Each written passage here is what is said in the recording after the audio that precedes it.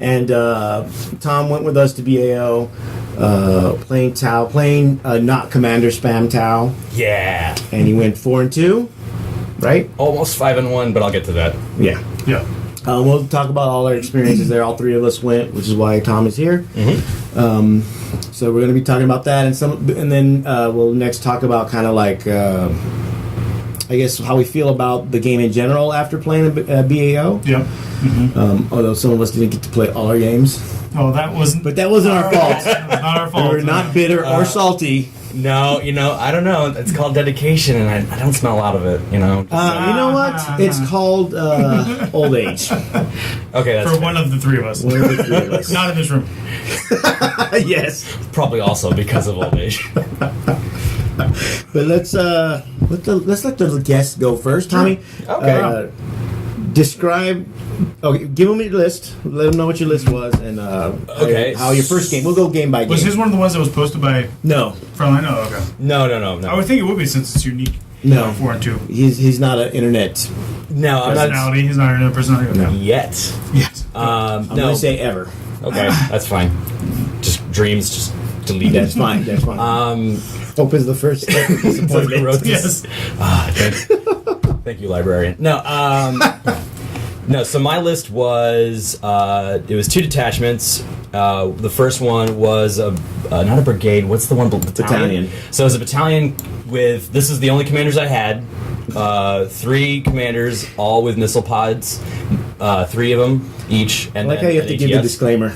I'm just saying because commanders. You have to have commanders as Tau, but you Right. don't have to have 10, which is what I You saw. should a have lot taken of. ethereals to really put yourself out there. Oh, And make yeah. Make yourself unique. different. Yes. Yeah, no, it's You'd true. be like, because then your list would have got on Actually, the that would be website. funny. But it would be the, hey, look what this jackass brought. Yeah, no, but see, that would be funny because it would be like, oh, how did you use the ethereal on there? And I'd be like, oh, I didn't. I just threw them so I get internet points.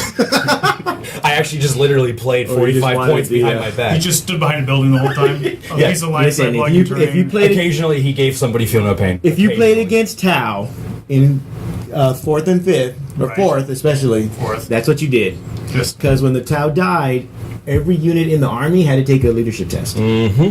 That was the old one. And because the Tau always sat at the very edge of the table, that could- means- my favorite tactic against Town 4th or Eldar was to drop in the drop pods Oh, my with the 2 God. command squads with double librarians and then fear the darkness. Fear the darkness. And the whole army runs off the table. I think the closest I ever came to feeling that because I started in 7th. Right. Was against Miles when he was running Grey Knights, Yeah. and I Oh, learned okay. what Nova Purifying Flame was for the Yes. first time. Yeah. And I was like, where did my 30 Fire Warriors go? It's like they're just gone. Okay. your first mistake. So I had a battalion. Yes. And there were 3 commanders, each with 2 marker drones, 3 missile pods, and advanced targeting system. Okay. Yep. Then 30 crew in squads of 10, 3 squads of 10. And the advanced targeting is the one that gives you minus -1 to your AP. Okay. So, and it accounts for all weapons, including close combat weapons. So when they hit, they actually do -1 to your armor in close combat. I kind of think if that's the case, you're probably in trouble already. Yeah, but sometimes With most things. Most of the time, but sometimes I'd run them on the side, like as a distraction, because with missile pods, that's a 36-inch threat range. Right. So I would, come kind of close to him, get him to try and assault me against units that I didn't mind being assaulted against. Get him to waste effort there instead of focusing on my tanks, Right. which is the next part of the list. So the second detachment was Vanguard. I had Long Strike with 2 Seeker missiles and 2 Smart Missile Systems and the Railgun. Multiply that by 4, or add 4 to that, and that's another 4 Hammerheads, but obviously not Long Strike. Okay. So 5 Hammerheads total, one of them being Long Strike, all equipped the same. 2 squads of 6 Pathfinders, and then a squad of Crisis Bodyguards with stim packs, with no guns on them. Okay. Which I think, I forget his name, but somebody commented on the Facebook group today, he's like, did it kill you to add Crisis suits with no guns? And I was like, yeah, it did. A little. I was like, a little. I turned a blind eye. So how many marker lights? I had a total of, in total, it would be about 12 from the Pathfinders and then another 6 from the drones. Okay. The drones constantly hitting on 5s unless they were shooting at flyers, which did hurt occasionally, and the Pathfinders who normally hit on 4s if they don't move. Okay. Okay. But the key with the list is what I do is I turtle up. I have everybody as close to long strike, and I'd put one commander down on the ground and call my warlord, because that way if the other ones that I was flanking with got killed, I wouldn't lose warlord. Okay. And if I went first, which I actually did every game. Really? Yeah, and I seized twice. Nice. Okay. I got super lucky in some cases. Which will lead to our discussion later. Yes, I'm sure it will. I thought you were going to say that. But what I would do is I would have everybody near the commander and near long strike. Excuse me. And then I would declare Count right off the bat. And what does that do? That lets you re-roll all missed shots within 6 inches of the commander. And you can't move for whatever reason. All missed shots or all to hit rolls?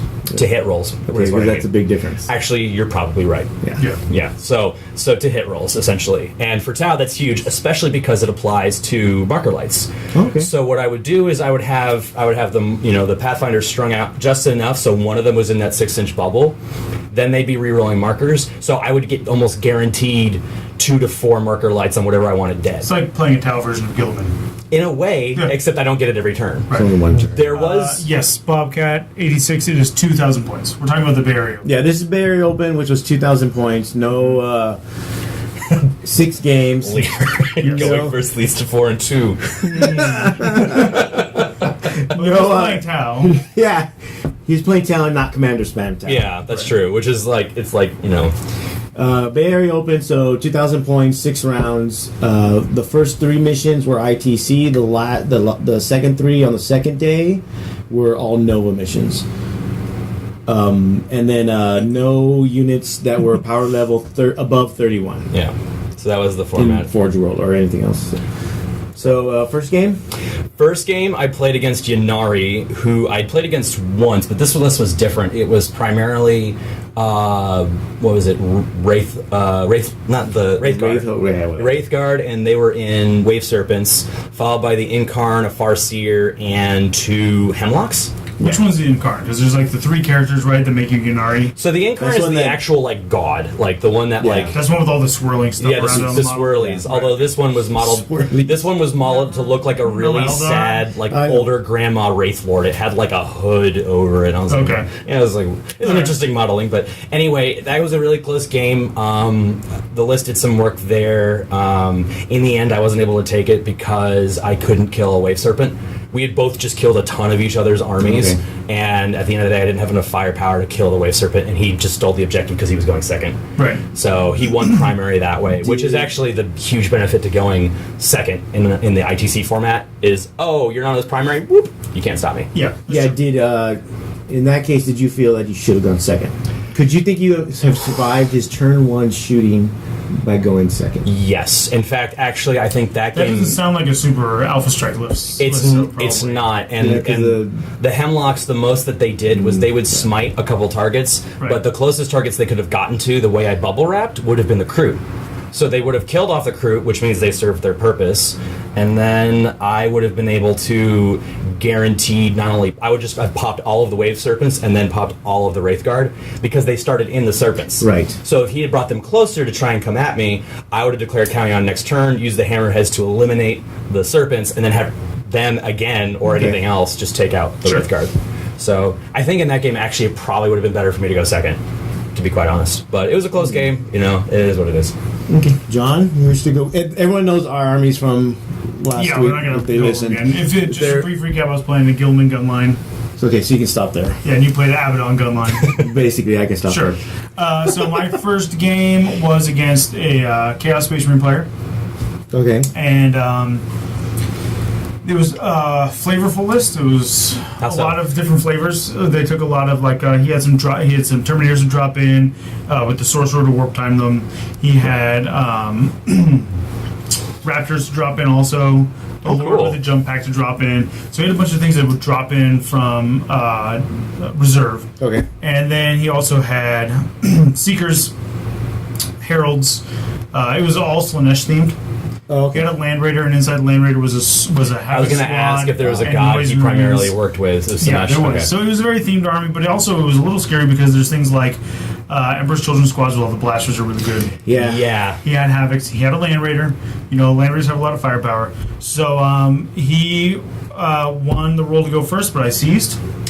So you won, right? So I won. That's going to be the theme with what we're going to talk about for my games. For one of the three.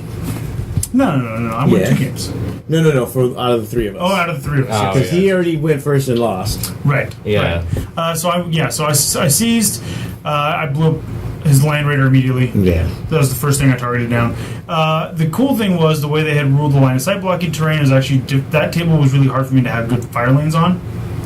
So it was hard for me to get certain things. So the game actually ended with his Warlord, which was a Lord of the Jump Pack, right. the Sorcerer and Terminator armor, and a single Terminator that was left hiding in one of the L-shaped buildings on my side of the board. Oh my god! To get a Mindbreaker because I had to send Gilliman across the field to clean off an objective that was also behind one of those buildings. Oh, okay. So if I wanted to win primary and I had Maelstrom's side sewn up, right? But if I wanted to also win the primary, That was the mission that had 3 kill points, right? I don't know, because 4, 5, and 6 were killing units. As a preview, I played that mission wrong. Yeah, because that's a huge thing for the Gilliman gun line. Yeah, is if you I was getting Nelson. kill units all over the place. Yeah, 50% chance to kill a unit, you're going to clean up Nelson. Right. So I had to send Gilliman across the board to get into that L-shaped building to kill off Squad of Cultists, the last Havoc that was alive, and then sit on the objective to give me the primary. Okay. Mm-hmm. So, but yeah, that line of sight blocking terrain was good. It allowed people to really stay, away and out of line of sight of a lot of stuff. Yeah, when we initially got there, it looked like there was nothing. Yes, and then they were not done yet. Yeah. And which we didn't realize. So we started taking pictures. Yeah. Someone was like, "Hey, what the fuck is this?" Oh no. Yeah. That's fine. There weren't that many planted bowling balls, and what they did also few, was they but went not, through after the first round, and we had a bunch of no-shows, Oh, that's right. or a bunch of people who didn't show up. There was like 20 or something. I think So they went through and they basically cannibalized all those tables' terrain and put them onto the other ones. So that Okay. boosted. Oh, okay. Because I noticed that was one of the very first things was I was looking at the tables and I was kind of like surprised. It felt a little scarce, but they had a ton of tables set up. Yeah. And then I saw them redistributing, so that meant. And there were a lot of tables with these giant pieces of styrofoam terrain. Oh Did you play yeah, any the of those hills? ones? That They were were hills? like no, not hills, like giant. Like they basically took like the insides of like electronics packaging Yeah. and painted them. I didn't know. Okay, but those were good for a lot of people to have right in the center. 'Cause Yeah, they I weren't know. actually I had getting one of tall. those. I had one of those in Game 3, and that really played a part in that game They too. screwed you over. Yeah, well, in some ways, I mean, I still won the game, but it made it very I difficult. played on the same table twice. Oh, did you? I didn't care. So how'd your first game go? You know what? Memory's a funny thing. Because Oh, drinking here. You're sober. No, memory that day is a funny thing because okay. GW. But you also didn't drink that night. No, Yeah. GW switched out. They changed the names when they made the new. Yes, I don't even want to call them new missions. because they're not new missions. They're not new missions. They are renamed. So I thought the one we were playing, which was I think Retrieval, was actually Old Emperor's Will, but it wasn't. It's Crusade. Yes, so you were thinking it was Emperor's Will. But it was Right. not, So I was playing against Sisters of Battle. Very nice army, very nice player. I believe her name was Eleanor. She had Celestine, of course. Yeah. 2 repressors with the Dominions inside. The Dominions are the sister. They're the heavy weapons. Yeah, the Yes. heavy weapon So sisters. And the Dev only, sisters, I okay. can't remember if she had. I think she had Melta. Yeah. Somebody's apologizing for not going. Who's that? Who's that clown with the 5? That's Jeffrey. That's Jeffrey Schilling. Oh, okay. Okay. I don't know how to say You don't have to apologize. It's fine. We got your terrain. It helped out the people who beat me. And then she had actually a vulture, Okay. 2 exorcists, and the jump pack sisters. 1 small 5-girl squad, 1 10-girl squad. The Seraphims. Yeah. How are Seraphims, by the way? Are They did a number on me in my game 4. They killed cultists and then actually died to Abaddon. Huh. Okay. So that's how they did. When we get to my game 4, I played a guy who had 3 squads. Well, just because she only had the 2. in my experience, I feel like the still snubbed unit by both Chaos and Space Marines are their jump pack units that just come in. Obviously, Guard have their Scions, but I was wondering It's if just because there's better options. I mean, Yeah. Oh, really? I mean, I take mine are just. I had 2 squads, so both of them were less than 100 points, and they're just there just to maybe sneak an objective, or Right. to just for line break and make them deal with something in their backfield. Okay, that makes sense. She actually won the roll to go first. Okay. I actually seized, Nice. so I went first and lost Because you played the wrong mission. because I played the wrong. I still lost though. Would you have lost if you were playing the right mission? Like on?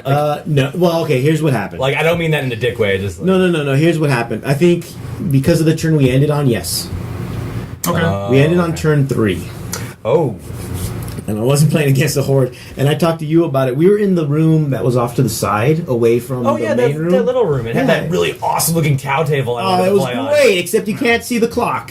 Right. Oh, So I wasn't aware when I played the other games in the main room. I made better time, which was awesome by by the way. being they had able to that. see the That clock clock. was really cool. The big wall clock. So I I think couldn't. every place should I do couldn't that. see the clock, so I wasn't aware of how long I was taking or we were taking. So I wasn't really.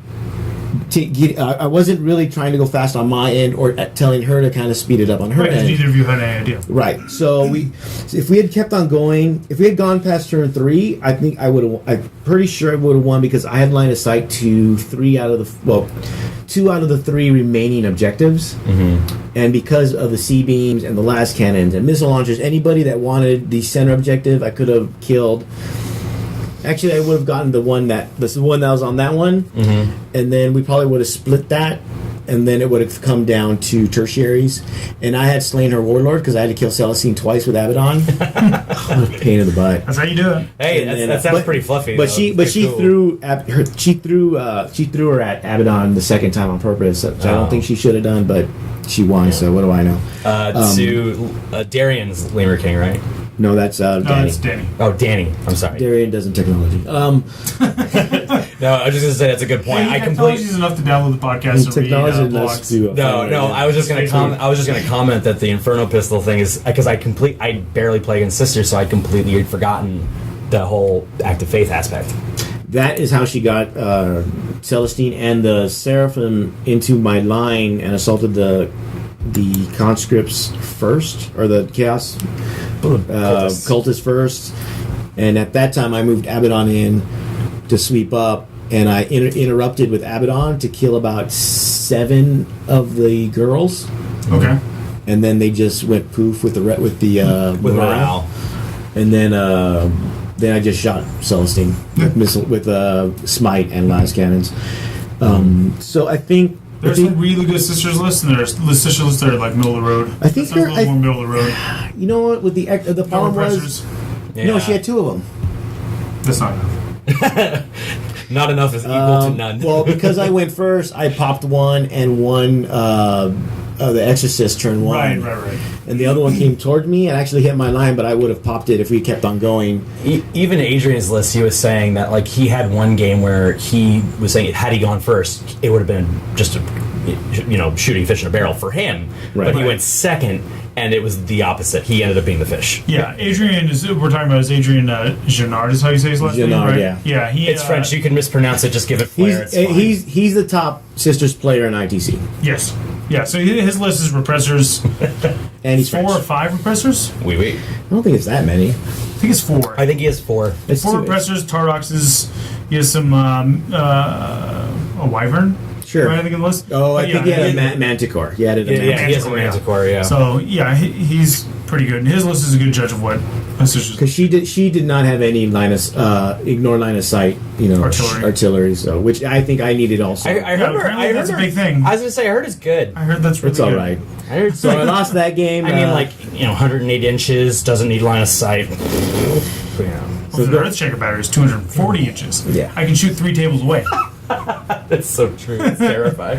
I could have in my first game bombarded Adam's army across the hall. That would be hilarious if you just go over to somebody else's game and be like, "All right, are you guys in the shooting phase? Oh, okay, so I'm gonna bomb this." Back when I played narrative, we played a game where you could do that on 3 Yeah. different tables. You used to do that on Apocalypse games.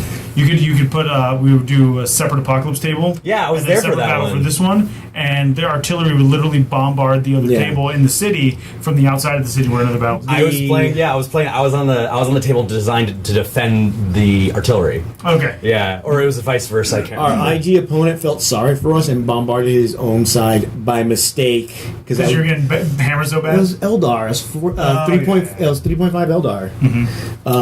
And so I don't know what that means. I'm just gonna just own up to my ignorance. and so It's okay. and so he would misguess with his artillery. yeah, because he used to have to guess You had the to guess range. the range, yeah. Wait, that was a rule? Yeah, you'd guess the range. Prior to That sounds Prior like to prior to Really? 6, there was no pre-measurement. Yeah, and there was no that's pre-measurement. that's actually. And what is it? You told me his name before. What's his name? The guy who does Hammerhead. Tony? Oh, Tony. Yeah, Tony. He was actually that was one of his big points about why 7th and 8th are actually designed to help players start is because he remembers the days of no free measurement. Yeah, no No pre-measuring pre-measure. things. So I That's think I'm going to why- shoot this unit. Oh, never mind. So now- I think I'm and then gonna you- charge this and then- unit. no, and then you What you lose do your- is, hey, can that guy reach over here? And then if you know how far Your arm is. your arm is, Yeah. then you're able to kind And you of keep guess. your arm and your fingertip measured. And you'd be like, so I'm going to shoot there. Oh man. Yeah, well, Because what happened if you declared it and it couldn't do it? Then it if didn't you're get to out act? if you're out of range, you basically wasted your shot. Yeah. Oh, so you basically If you wasted declared your shots and were out of range, you do not get to shoot. Same with the charge. You couldn't, and charge was only 6 inches, or 6 inches. So 6 inches, but you always made it. It was a guaranteed. Well, yeah, it was guaranteed Yeah, it was 6, guaranteed but you 6. didn't. You'd move, and then you're like, I don't know if I'm in range. I'm Right. 6.5 inches out. I don't. Yeah. Yikes! That's terrifying. It was fun. 6 It was fun inches time. base to base. It'd be funny if they introduced a rule or a data slate that still had that mechanic. Well, I mean, there's no way they could, but it would be funny. Yep. All right, so that was round 1. We're all down in the dumps, except in the dumps. for Oh, I won. you, I won. because even Alan lost that first game. Yes. Yes, Alan. Yeah. Game 2, John. He actually, by the way, he lost that game to the guy, the top Tau player. Yes. Oh, so yeah, Paul McCall. Yeah. My game 2, I played Dark Eldar, and I believe his name was Anthony, I think. And he, oh, why is my wife calling me? Awesome. Hello. Nice. Hello. This is great. It's real life. It's real life. Okay, I'll go next. Okay. My game 2 was against Imperial Guard. Okay. It was like an Imperial Guard Space Marine mix. I can't remember. I know it was mainly Imperial Guard. Okay. No, it was all Imperial Guard. Okay. And it just had everything. Scions, Rough Riders. So, like Imperial Buffet. No, everything in like the Guard. Conscript Blob. Well, okay. So, Astra Militarum Buffet. Yeah. Okay, That's why I said wow. Imperial Guard. That's what I was saying. Okay. Sorry. You said Space Marines too, so I was thinking. I thought those Space Marines, but I forgot they're not. Okay. He took Wyverns, things like that. Yeah, just tons of stuff. It was a lot of guys, heavy weapon teams with autocannons. Really? Yeah. I've seen people run mortars for days, but never autocannons. No, I think the autocannons in this edition are not good. You take the heavy bolters instead, Oh, okay. because you still wound toughness like 6. You still wound toughness 5-4 on 3s, Regardless Same of either option, yeah. but one's better. For And you. you're gonna wound toughness 6, 7, and 8 on 5s with the heavy bolters. Okay. Autocannons, it would be 4s, and you're gonna wound land raiders on 5s anyway, whether it's Regardless, autocannons yeah. or heavy bolters. That's why my Fire Raptor now has heavy bolters, Okay. Fair. because it's 12 shots each Yes. turret. Yeah. I only know that because I played Kriegler and his Fire Raptor. Now I know why you said they're good, because I don't run mine with I heavy was bolters. telling you they were good. I didn't believe you. Okay. So it's Imperial Guard with he even had Rough Riders. It was just a big mix of Imperial Guard stuff. Yeah. He had Well, Rough Riders are good too now. Like that's something I'm seeing coming out a lot is people running Rough Riders. Yeah, Like, or at least trying to incorporate them. The The Krieg ones are better. I've heard, that I've also heard. He was just running regular Imperial Guard Rough Riders. And that one was I think was it Vanguard Strike? Yes. Second game was Vanguard Strike, and it was kill points. Mark for death. Sorry. Yeah. Purge the alien. Whatever. Purge Alien, Yeah. Hartford, or whatever. So this was perfect for me Mm-hmm. I great game for me, too. actually finished deploying before he did. Well, he's playing IG with. Yeah, but I mean, that's just like that's I like actually the got to go second. Wait, what? Did he beat you in the roll? Yes. Ooh. The two of the games where I finished deploying first, I also Yes. second. So what ended up happening was, because it was Vanguard, I have the weapons which are C beams, which are range 72. Right, So and they they're- have that incremental damage based on. So they stay as far back as possible. More importantly, in this scenario, because it does the extra hits when a model dies in the unit, Okay. I basically wiped out the conscripts, any unit that showed up, whether it was the horsemen, Right. the Rough Riders, or when the guys deep struck in. Oh, he had a Chimera and some other stuff. So then it just erased whatever. Yeah. And I was far enough back that I was out of range of his autocannons. He was able to shoot Interesting. one thing, which was like my blob, Okay. my one of my Chaos Cultist squads, and that was it. So basically, it came down to a shooting match. He went up one of my sides to go after a couple units I had over there. Mm-hmm. I had one chance to go after his commander because the power I took from my Zinch guys was take over the enemy model. Yeah. Oh But yeah. mind it control. didn't go off. All right, easy, right? I got a 6. I got a 2. You can burn a CP. Command point, right? Whoa, look, another 2. So I didn't go I off. had a couple of those too. This There are times where like, okay, no, I'll say my command point rant later. No, you know what? You know what? I'll save it for later. I'm going to say this now because I've always been saying this to anybody I play against, and you guys already know this because I've said it to you guys already. If you're playing 40k 8th edition, you have to play Blood Bowl. You have to. to get you used to failing a reroll. Blood Bowl has a similar. That's a really great idea. Yeah, you haven't told me that. Yeah. Oh, That's yeah. amazing. So because Blood Bowl, you only have X amount of rerolls for each half, which is basically 8 turns, Right. and you can only use one a turn, Same as pretty much the and you same. can only reroll one die, right? Right. Oh, I do everything on a 2. Right. Oh, 1. Okay. Use a reroll, whatever. Yeah. 1. So it inoculates you to that disappointment Sure. you get when you. Don't use worry, command. babe. They rejected that card. I just forgot to fill it again. Here's my Yeah. other card. No big deal. By the way, I'm going to go use the restroom. Yeah. So Bobcat wants to know what we think about spam lists because a lot of people are hating on spam online. You know what? It's Whatever. a thing. It's always been a thing. If you've It's always been a thing if you play competitively. The caveat is John and I have played for a long time, Yes. before 6th at the very least. and I'm just happy to be here. I played competitively since 4th. I played 3rd as a stupid kid who didn't know what he was doing. I played competitively during 3rd because 2nd there wasn't a lot of competitive tournaments. If they were in the UK. Speaking of which, they're bringing back the GT heats in the UK for Saw 4K, that. just as an aside. But spam was always a thing. It's always been a thing when especially like when 3.5 came out for Chaos, you would spam demons of different varieties. Yes. That was a form of spam. You spam star cannons if you were playing Eldar in 3 and 3.5. Sure did. You spam They Riptides were- if you were playing Tau Yeah. or any faction you wanted in 7th because of We the don't count allies that because matrix. you're young. You don't count. You don't count in this conversation. I'm just And it was contributing even what I when know. they had the just contributing army what I know. composition restrictions, right? Where you had to have Yeah, you've only had a 2 cat. troops. You only had 2 troops in HQ. Right. And you had to do that. Everybody would just do the minimum HQ, the minimum troop, and then load Yeah. everything into elites Yeah. or fast tech. Or yeah. There was no other restrictions on anything else. They had a thing where if you did a certain thing, then this became troops. Yes. Well, They would right, also like do Berserkers things- and Right. So you would spam like Eldar scouts. And there were formats where a certain percentage had to be troops.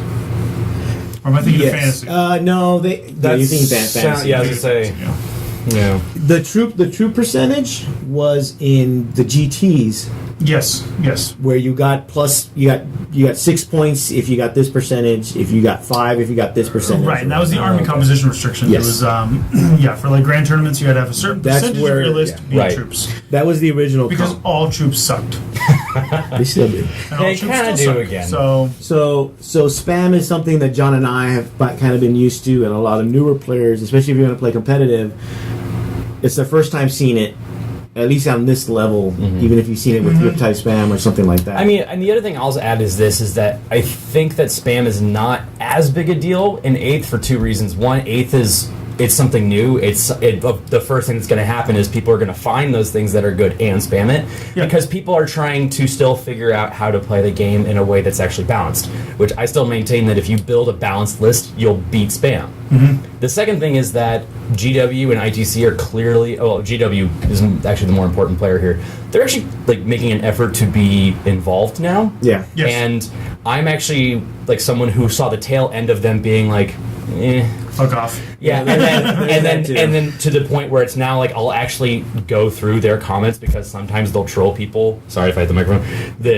No, I'm apologizing to listeners. Anybody who wore earbuds, I am so sorry for what just happened to you. I'm not. No, but like I mean, I full on knocked it over last episode. Yeah, you're fine. No, but what happened? Like, no, it's just basically they're involved, and they've already talked about chapter approved, and so that's part of the reason why I don't run Commander Spam, because I could totally see them saying one Supreme Command detachment per army. Yeah, I think that if you're going to be running the lists on the fringes, which I think is something we talked about last episode too. Yeah. Which is if you're running things that are on the fringes, you should be prepared for getting a nerf. Well, and by fringes meaning like totally kind of easily seen to be broken. Yeah, I mean, yeah. And the other thing, Bobcat, it is Bobcat, right? Yeah, it's T. Yeah. It's I only have one good eye, so you're asking the wrong guy. The other thing he was making a comment about the percentages. Yeah. The percentages, yeah. So the other thing is with spam that people on the internet rage. And Wait, what? A lot of the times, the people on the internet raging about stuff are not the ones who go to these events. And a great example of this is my army. So I played pre-Heresy's Painted Death Guard, and I got an actual Gilman model and painted it pre-Heresy, right? Death Color colors. And I was like, oh my god, this is great. Somebody is totally going to get pissed off about this and like rant to me about how it's terrible when I'm at the event. Nobody said a word. In fact, people were like, oh, that's really cool. That's well painted. Yeah. The only person who was upset about it was one person on the internet who private messaged him to complain about You it. didn't private message me. It was in our chat. It's fine. But no, I already said my piece about his stupid army, so that's already been well established. Where is it at, by the way? It's in the case. Okay. Safe from me breaking it. I do have to say, I mean, even though I'm considered a Xenos player and I have no idea of what heresy means, I think that was my first introduction to heresy. Like, we've now learned about the warp because of the 8th edition fluff. Now I'm learning about heresy, and your list was kind of behind that. But no, it looked really great. But spam list, to be honest, is almost, I don't want to say it flippantly, like fact of life. But it's out there and something to be aware of. It's something that happens naturally during a game's evolution, I think. I think so, yes. And I mean, everybody spams. You talk about spam when you talk about like StarCraft, competitive StarCraft. True. Actually, Overwatch is another example, which is why Overwatch's balance to that was, guess what? If you're playing competitive, you can't spam because everybody gets one hero. Yeah. Right. Yeah. And they eventually changed the entire game. You can't even do that in like now it's not even casual. You can't do it. You have to go to a specific game mode called Limited. Yeah, arcade, right? Yeah, because there were people who wanted to play like they wanted to win, while simultaneously like not having the pressure of like having a rank assigned to them, which is like totally fair. Like, I mean, that's you want to play that game? Play the game. You can still play that game. Yeah. I played Destiny. That's tough. Oh, Destiny 2. I started playing. Really? Did you play the beta? No, I didn't. But I'm trying. It's like cocaine. I know I can't. Like, or heroin. More I likely. picked up PlayerUnknown's Battlegrounds. That is good too. It is so awesome. It's so good. Yeah. I'm afraid to play that. It was one of the reasons why my army almost didn't get painted. The truth comes out. I spent a couple of nights playing that instead of painting. Within the last 3 days, because I've been 40k burnout, like because of 40k burnout, the last 3 days I've played like 6 hours of XCOM 2. Nice. Oh man, I love it. Can't always be 40k all the time. Yes, you it can. Okay. It could be 30k I played Drop Fleet Commander, and I played Blood Bowl, and I played Historicals, and I played Saga. I've been playing, replaying Fallout 4 the last like 3 days. Yeah, I never got into the Fallout series. Oh, really? I did the first Fallout was one of those games where it's like, I bought this, I'm going to finish it, and I'm never going to touch it again because I will never stop. No. Oh, no. Like, that's where we found Tom Malone in the. I showed you that picture. What are we talking about? Because your name was in the Fallout. Oh, that's right. Yeah, that's right. I remember that. In Boston. That's right. It was Capital City. Oh, it was Capital. Oh, was it DC? That's right. Yeah, I remember. I remember when you posted that picture. I was like, damn it, Adam. I think it had something to do with STD, but I think that's right. Sure. It was yeah. So that's why I think it's accurate. So my second game before I called because now they forgot our keys. Get in the door. Nice. My second game was against Dark Eldar, and it ended up being against I think his name is Anthony, and he's not Anthony Odell, the guy who got best Dark Eldar, the guy who he was tied with for that, and then went to tiebreakers to determine who was best. So there was 2 Anthonys in the running for Dark Eldar. I might be getting the second guy's name wrong. It might have been like Probably. Andrew. Sure. And I'm really sorry if you're watching this and you're totally offended. Or listening to it. Or listening to it later. He's not actually sorry. No, I am. I feel bad because I'm not doing names. okay. So I thought salty also meant unforgiving. No. But I played the Dark Eldar. I got to go first, and it was really bad. It was kill points, and I got first turn, and I just started blowing his stuff off the table right away. And Dark Eldar are basically like all other Eldar, where they're paper. And my list was a great glass counter to cannons. his list because it was Ravagers, Raiders, Venoms, and the Fighters. Oh, God. And so it was really paper to my stuff. Plus with the Sakaran, there's no negative hit of the Flyers. Oh, that's right. I forgot you had the Sakaran. Because Dark Eldar have a lot of vehicles like the Venom, especially that are -1 to hit, even though they're not supersonic or whatever. Yeah, the Venoms were -1 to hit too. Yeah. But the problem was if he was in range to shoot me, he had to get in range with me first. So like his were all 36-inch range. Right. So everything in my army basically, and like if he was within 36, So basically- even the Contemptor could move up. So and start shooting he him. was wasting a turn getting close enough to you just to shoot you. Yeah, because when he deployed, he knew that I had less drops, so I was deploying as far into my vanguard as I could, and he deployed. interesting. He deployed on the very back edge, so that even when I had the first turn, there was stuff I couldn't get to and shoot. But his army was big enough that he couldn't get everything out of range. Was the table such that he could like dodge and zip around terrain to get close to you? There was a couple of big. Because Dark Eldar are fast enough to actually do that. Like jump from cover There were to a couple cover, of big yeah. items, but because it's Vanguard Strike, I was able to spread my army out enough, and I took the extra guys in my Devastator squads to make sure that I could daisy chain to be in range of Gilliman. Right. That's right. Yeah, that's So- what you were saying. That's why you brought 6. Yeah, right? there's 6, and the missile squads had 7. Oh. So that so that I could even then I could make these little star patterns or formations even further out. So that way I could always have guys that were in range of Gilliman without losing them. It did make it difficult to keep the Sakaran in range, but it's fine because the Sakaran had so many shots. It was like whatever, who cares? Yeah. So yeah, So you got to draw, right? No, I gotta win. As a captain of mine, I also got to win because he has way more units Yeah. than I had. And Yeah, kill points is good for the gun- lower yeah. unit armies. Yeah. Especially for gun lines. So my game 2 was against another Tau player, and it was actually kind of hysterical because, and this was actually also really depressing. I was in a table row that was all Tau players fighting other Tau players. Nice. And I was like, oh my god, this is the future of us in 8th edition. Oh no, we're picking for Yeah, this except you were crap. 5 rounds too early for that. True. Because it should be after everybody's lost all 5 of their units. No, fair enough. But my assumption was We shouldn't everyone's. talk too much about Tau because you went 4-2. Paul McKelvin went 5-1. Yeah, so it's not that. the only person I who lost beat in my the record. third round to a Tau player. So The only person who beat my record was Adrian in Team Wrecked. But Yeah. although I like to say, I am the first place Team Wrecked player, American born. American born. Yeah, Could have been Alan, but Alan decided to go home. yeah. I was gonna say best for last. In any event, he was running, and he fully admitted to this. He was running a 7th edition list of Tau. So he had 3 Riptides. Yeah. He had 2 Ghost Keels. Shouldn't keep tapping the table. Noob. He also had One hour. he actually had I think he had no commanders whatsoever. He had a What ton. was his HQs? He had an ethereal Nice. on a hover drone. Yeah. Actually, Kate, that 2-inch movement though in the fly keyword. Nice. Is there a model for that? Yeah, there is. In the newest in the Fair enough Callion to know. Monka thing. When and why did they release that? It was an introduction to the Callion Monka book sets, which started Yeah, the yeah. Fenris book sets and everything. Right. There was an introduction release because I think they were still testing the waters on that approach, where it was Raven Guard were hunting down an ethereal. And the ethereal was on a hover drone, kind of escaping them, and then these like devilfish and pathfinders. I just imagine Marty McFly Yes, on a that's what I was hoverboard. gonna that's say. basically what Skating it is. Getting stuck on the water? Yeah. I can't move! I mean, honestly, it's not a bad looking model, but it does. I mean, and it makes sense given Tau. But it's also like Somebody's got to do that model, and they have to do the Nikes. Yeah. that Tom. No lace Nikes. awesome. Tom. Yeah, well, give me a reason to run Ethereal's GW, and I'll do it.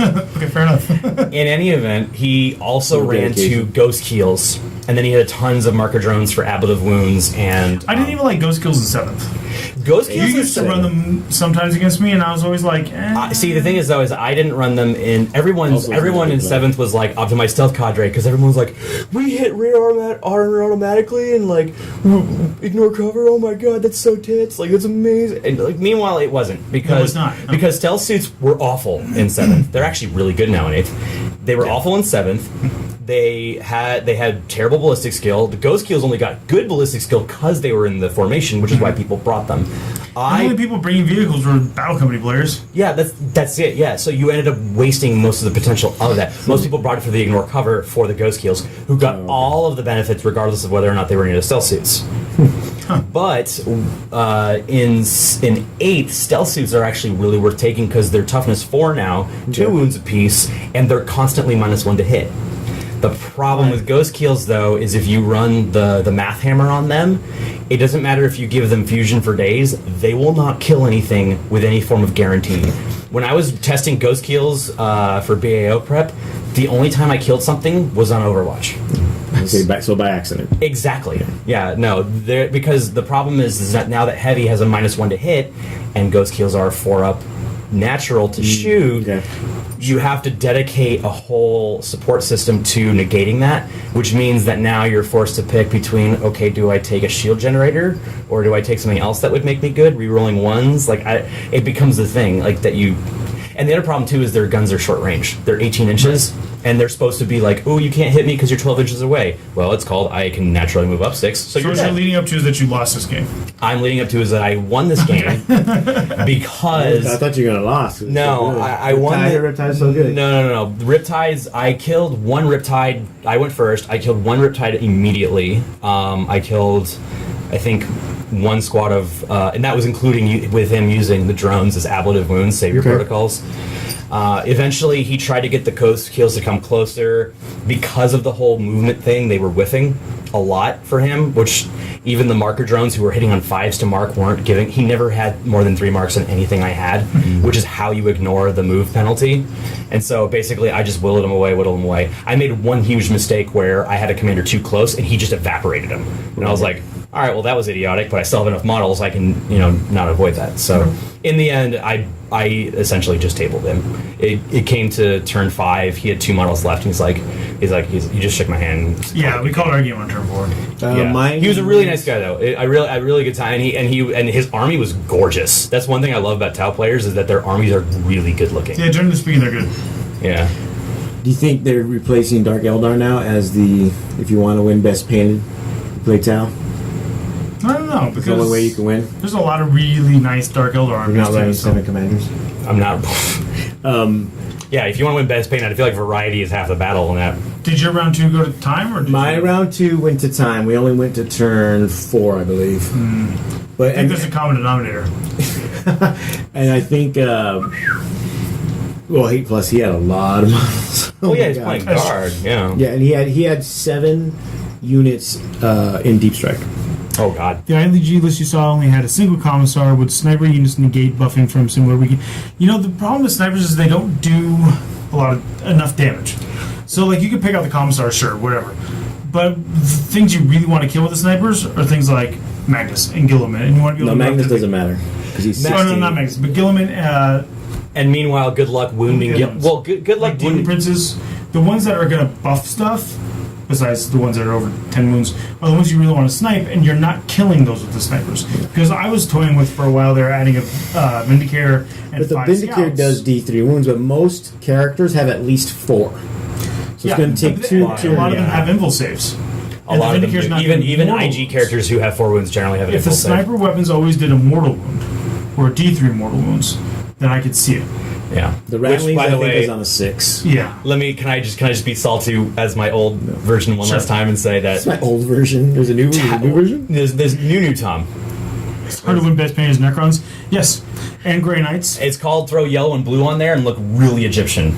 Or actually, no, that's not true. Yellow and blue. What is it? that was Teddy like won Best Painted. 100%. Or no, he won third. But that Teddy, was because all of his warrior. Teddy's a local guy. We can't even call him a kid anymore, right? No, he's a young man. But He's he in high school, yeah. all the heads. He's a young man. were On all his pumpkins. models, On not all just the the models, not warriors. just the warriors. All the models had pumpkin heads. It was a pumpkin theme. Right, it's a And Halloween and themed instead of army. metallics, he painted them so they were really Wood dark grain. brown, and it looked like they were made of wood. Yeah. And it looked amazing. Yes. So So if that's you're a lot modeling of his work. Necrons, you got to do something crazy like that. Yeah. Yeah. So that's a lot of work that most people won't put in. But what were we arguing authentically about You before? were said something about being. Oh salty. yeah. The Tau. Okay, so Tau have one sniper unit, the sniper drones. Don't they hit 'em We fives or have something? no. They hit them. They hit them fives unless you're near a single. Doesn't matter how many. A single sharpshooter or marksman, Oh, and then they hit right. on fours. Okay. They're I think a little bit longer range than most snipers, but we don't have the second half of the sniper rule. So most snipers have the rule on a 6-2 wound. It does a mortal wound. Yeah. Tau don't have that. Nice. It's hysterically So awesome. even worse, because a lot of snipers have the rule that you do the mortal wound, but if every sniper shot that hit was a mortal wound, that'd be way better. And it would also make you really think about why you're bringing characters, because most people who bring, in your example, it was commissars, they're hiding them behind a wall, and it's like, Yeah. I'm just 6 inches close enough to these conscripts. Deuces, I'm going to drink Capri Sun I didn't even and bother, have fun I while you didn't guys even go bother putting there. them behind walls in any of my games, I but I understand. suppose if my opponent had snipers, then I would have put it behind a wall. But otherwise, I didn't even bother putting them behind walls. Yeah, They just because sat right behind there's the no conscripts reason. because you can't shoot them because of the conscripts. Yeah, I mean, Nobody I played against even had snipers. and ironically, giving every sniper the mortal wound roll would actually remove a lot of spam if you think about it. It would immediately kill Tau spam. Which isn't a problem. Not But necessarily, it would no. do a lot for to go against the 9 Demon Prince lists. Yeah. Yeah, no, and demon princes are what, 9 wounds each? They are 8. Or 8, so they're close to. They're yeah. Oh, because they used to be 10 They used if to they be were 10. the Yeah. Demon Codex, and then okay. Yeah. So it would also give you an advantage too against people who are like, for example, ratlings. Imagine if ratlings did 1 wound each. They hit on a what, 4-up natural? I think so. I don't know. So it's like, oh god, my entire Imperial Guard army who hits on a 4-up now has to deal with a changeling or a mask or I'm -1, so now I'm not hitting anything. Maybe if my snipers can just do enough, now I have a chance to stay in the game. That's true. But yeah, without the mortal wounds, it's pointless because there's too many. Gilman's got a 3-up invulnerable save. Yeah. Yep. So, I'm going to shoot my sniper shots at him, and if it's doing mortal wounds, it's still a 3-up, but. Or no, if it's mortal wounds, it's not getting a 3-up. Not, Yeah. but it's only 1 wound. Yeah. Well, Unless this it's is a a Vindicator, Vindicator. it's a D3. But even then, it's only D3. Like I said, Yeah. most characters are 4 wounds minimum. Yeah. Yeah. Would Deep Strike Sniper make a significant change? So basically, you're asking. Oh no, what's that Necron unit? Oh, death Death mask, marks. Death marks. Yeah, that's not what they're called. They're called. Yeah, they're death marks. No, death marks. Death marks. Death marks, I yeah. thought that was something else. I used to play them in 5th. I feel like they could. 6th. Are they If you like- heavy assault? What kind of gun are they though? I don't remember. If they're if they're I played them in heavy, 6th when I played my Necron Flying Circus. if they're heavy, then you still have the -1 because they count as moving from deep strike. Yeah. It would honestly depend on what you're shooting and what their odds of getting mortal wounds are and how many you're bringing. I don't know. Yeah, you have to run Well, the numbers. if they have the Gauss rule is what 2 shots for those every. guns don't have the Gauss they rule. don't. Yeah. If they have the Gauss rule, then I'd yeah. be surprised if they had the Gauss rule. They never did before. Oh, okay, Yeah, no, they didn't. maybe. I don't think so. Games 3. Game 3. Game 3. My game 3, I played against Tau. Right. And it was 4 or 5 commanders, Cold Star Suit, Yavara was in there. I meant to, I was yeah. Keep Oh, going. yeah. I want to ask you how the RR did in your Yeah, opinion. me too. It did fine. I made 2 huge mistakes in that game. I moved my bubble wrap instead of expanding it on my turn 1. I actually took a little bit of bait and went after a stealth suit squad, and so moved the bubble wrap enough that he could then strike close enough to the back of my lines that he could shoot the Sikaran. And then my second mistake was the Sikaran blew up, and I didn't use the CP to roll the 6. Now, 6. how did he kill the Sikaran? What did he kill the Melt Sikaran with the melt? Oh, Melt on the commanders. So the commanders, okay, because that's for me the one thing that does not sell me on the Yavara is the fact that you can spend a wound because it takes a mortal wound unless you ignore it with the feel no pain. You can spend a wound to go into reserves, so basically redeploy, Which he did that. which you should do, Yeah. but the flamer's 8 inches. Yeah. So, and the flamer is the bread and butter on that thing. Yeah, so the turn it dropped in didn't do anything, but the turns after subsequent turns was fine. Okay. But I didn't re-roll the 6 for the explosion. Oh, that's right. And then I proceeded Because you're out, right? You're out of CPs, right? I was not out of CPs. I don't think I'd spent a single CP. Wow. So yeah. And so See, I was going through mine like crazy. Yeah, I'm me a too. Gilliman. I don't use my CPs. So you haven't. Wait, you have a- just said that. Wait, you have something in your you have something in your codex that just lets you That's reroll remarkable. everything. Wait, what's that? What's that like? Tell me. It's awesome to play a Primarch. Oh, okay. But so the Even Guillermo likes good because I had Abaddon, he has to reroll all to hit rolls. That's. I mean, I get that once a game. Yeah, I get it every time. Yeah, you get it. Yeah, I The know. Sakaran does D6 mortal wounds for Okay. everybody in 6, not the normal D3. So the first roll I did actually killed off the remaining 5 members of a Devastator squad that he had shot at already that turn. But you rerolled that, right? Because you still had the command points. I re-rolled one of them because I was like, oh, I can re-roll one of those, and I was like, why didn't I just re-roll the one? What the fuck did I do? Hey, if it makes you feel any better, So, it could have been fate that you would have rolled a 6 no matter what. Right, but That's no, what I what I would tell did was I myself. re-rolled Yeah, you tell the yourself number that. for the number of wounds to the unit, the 5 wounds. Uh-huh. I Did you hit a re-rolled 6? it, and it was a 5 again. So I killed off all 5. The next squad of Devastators that had 6 guys. Guess what I rolled? 6. A 6. Oh, Killed off 6 God. guys. Then I did 4 wounds to Gilliman and 2 wounds to the chaplain. Oh wow! So I ended up really that hobbled my army bad, and it was all mistakes I made. I mean, come on, how could I? The bubble wrap, fine. I took bait, sure, but how could I forget the CP to re-roll the explosion result in the scare? Right? Yeah, exactly. And that was just not getting enough reps with the scare. For me, that I was shoehorned the scare in at the last minute. And it was so funny to me that when you said that when we were all recapping that night, because for me, I always saved 2 command points for that purpose because I've got 5 vehicles Yes. that are all like right next to each other, so mortal wounds hurt so bad. I didn't even think about it until you told me that story, and then I started to save them for the end of the game. Yeah. The next day. See, I always saved one for Gilliman's res, and that's it. Oh, okay. That's actually important. Yeah. So after that game, I actually did start to burn through the CPs more. But after that game, I never had the scare and blow up again. There you go. So there you go. Lesson learned. My game 3 was against 3 knights and it was 3 knights and against 3 of the Aeronautica Imperialis strike fighters. Sure. Oh, yeah, I saw that Which list. one? So they're the ones that have I think Lightning or the... they're the like lightning 3 ones. of them? Yeah. They have like heavy bolter. Like they have basically the Storm Raven double heavy bolters. Not heavy, I think rapid fire with 6 for mortal. Oh, you're talking Oh, about yeah, the the death death marks. The death Yeah. mark. So This just like is every basic other, snipers. that's a sniper. Yeah. So he had like 2 like storm bolters on each one, and then he had a last cannon equivalent that on a 3-up, depending on how damaged it was, it did an additional D3 mortal wounds after an unsaved wound was caused. It was a really interesting rule. Actually, I'd never seen it. But in that game, I actually lost the roll off, then seized on him. And what I did was, and actually this was a trick I learned playing against Adrian, and this is what makes this was part of my like mind meme explosion revelation about Tau was he had his Warlord Knight in range. I marked him through all of the Seeker missiles I had on him alone, then had the Hammerhead guns fire at everything else. Yeah. So I killed, I think, he either had 4 fighters and I killed 2, or he had 3 and I killed 1. But I got the Warlord down to about 8 wounds. So he's degraded. He was almost completely degraded, and I'd killed a flyer. He came in. I think he took out a Hammerhead, and 2 crew squads because they're just chumps and they died at anything. Like the wind blows wrong and Yeah. they're gone. Right. If your opponent walks past the table too quickly, you're Right, exactly. Yeah. I was and what also helped me too was he multi-charged the Kroot and the Pathfinders, and didn't get to the Pathfinders. So they were able to live another turn to move and then mark him again on 5s. And eventually it just became like a game of cat and mouse where I killed his last flyers off because he brought them in really close to kill my Hammerheads. I just shot them to heck. And then that's the most 50s thing I can think of.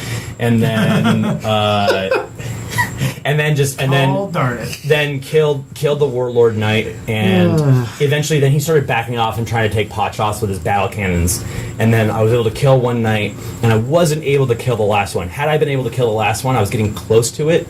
I would have gotten a full victory suite, but instead it was like, I forget the way it wasn't like a 19 and 13.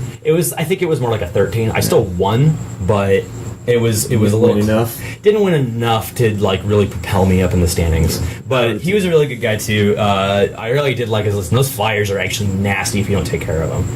Aeronautica Imperialis, I think, have some really good flyers. Which nobody, except for that guy, I've never seen them played. Not that particular model. No, even my game 6, which we'll get to. That guy had a ton of Aeronautica Imperialis, but I didn't. None of those were there. It was all vendettas, and vultures. Not vultures. It was the other one that you would Valkyries. take. Valkyries are the carriers. Not Valkyries. Argus light freighters. No. He brought I think he brought something else that you would bring before. Like if there's like a hierarchy, he brought vendettas, skipped the vultures, and then brought like the next best flyer before you take the one that does D3 mortal wounds. I can't remember what it was called. I can't think of it. All I remember was, oh god, that has like a ton of last cannons on it. I needed to die now. I can't remember what it was called.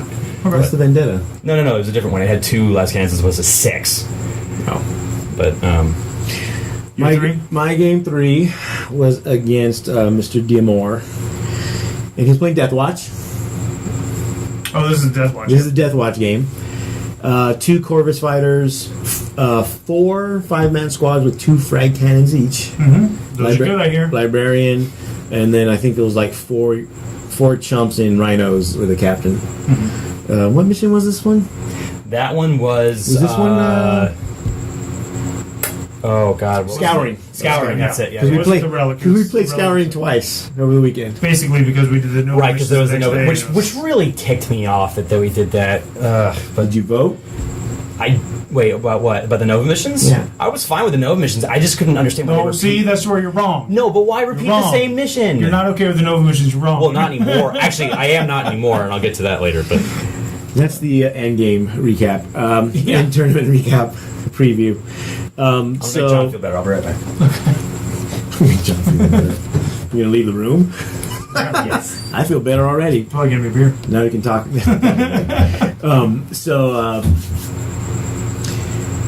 So it was it? No, it was the one with the 9 inches in the circle. That was the deployment. Yes, it's table quarters. It was the old cleanse too. That's all I remember it as. Yes. So I put as far back in the corner as possible. He was up front with the Corvuses, and then his rhinos were way in the back. We'll get to that comment. Okay. It's a long response. Yeah, I know. I saw. I'm not ignoring you, Bobcat. But that's a long thing we need to talk about. Yeah, we'll talk about after my game real quick.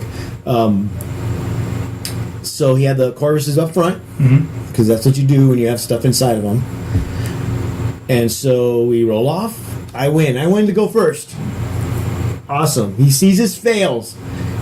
Boom. I got this. I start shooting. Did you forget the machine gun? No. I start shooting. So out of 10 las cannons, 8 missile launchers, and 4 C-beams, I did 6 wounds to 1 fighter. You missing the hit or missing the wound? The latter. Wound. Yeah. Yeah, you don't get that reroll because you don't got no Gilliman. I got no Gilliman. I think I rerolled once. I used my CP once, and that was to reroll the wounding. Nice. How many wounds I did? Not.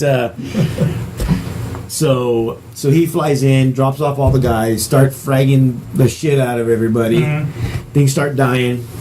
He has null zone up so that I don't get invulnerable saves. He had sisters? No, this was the Death Watch. No, but I meant Sisters of Silence. But they have a null zone ability? No, the power null zone means you don't get any invulnerable saves. Yeah. Oh, okay. It's like the only reason you would take a Space Marine Librarian. Yeah. Really? Yeah. Yeah, the other powers are crap. So he's in the line. He starts charging. He charged my brimstones with, I think it was 2 of the units, and only did 1 wound. Or killed 1 brimstone. So they immediately fall back. Yes. So then, in that case, the culling begins, and I start killing everybody. Culling begins. That's more or less what it is. During that time, Abaddon has to come out, and he starts wrecking face. because I'm. That's what he's good at. Yeah, so he's. 'Cause apparently, he's not good at helping you roll the move. No. And keeping everybody in check because one of the leadership? he has. Yeah, He makes everybody ignore morale checks. That is All huge. black Legion, Yeah, or so Heretic not the Astartes or whatever. It's Heretic Astartes. Yeah, he Yeah, gives so Black Legion. The other one is rerolls. Black Legion. Yeah. But that's still huge, though. Especially if you're bringing, like, you're using bubble wrap cultists. You keep one string close enough. You don't care. So I'm killing everything else. What ended up happening towards and that basically, and he always kept his frag cannons alive.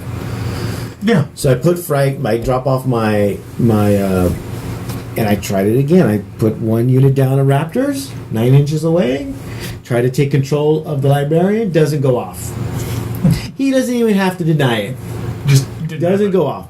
The other Raptors I put behind a building so I can maybe Wait, grab it. what's the 9? 9 inches away. No, I'm just kidding. He's asking what the denying. Oh, denying. I don't know what does it mean? denying If is. it was the 9, I was like, dude. I just get killed by. What's the 9? I just get killed by Imperial mind science. I don't know what you're talking about. This is true. You don't know. Not yet. Not yet. Dun dun dun. So I had one squad of Raptors, but I didn't put them far enough away that he could get to them with the frag cannons. Okay. So he killed both units of Raptors. At this point, I'm on the back foot because I only have a few guys left. We're getting to about round 4 when I realize, oh wait, I'm actually ahead on Maelstrom because what happened was he scored a couple early. He scored 2, and I had 1, so I was down by 2. Third turn, I decided to shoot for the moon, kill 3 units, which I do. So now I'm up 1. He tries to counter by shooting for the moon on his, Okay. which he doesn't get. Sure. So I'm up by 1. I realize that. So next thing I do is I drop everybody down. Because remember, half the table is killer unit. Yeah. So I drop everybody down to the first level. Even whoever I had left, I had like one last cannon guy. Hey, just drop them all down so they can't be seen. Yeah. Yeah. And so, and if anybody does come near, I just smite, shoot with whatever I have left. So I had like 10 models left in total. I had Nurglings camping an objective, which he couldn't root out because he either miss or I'd make my invulnerable roll.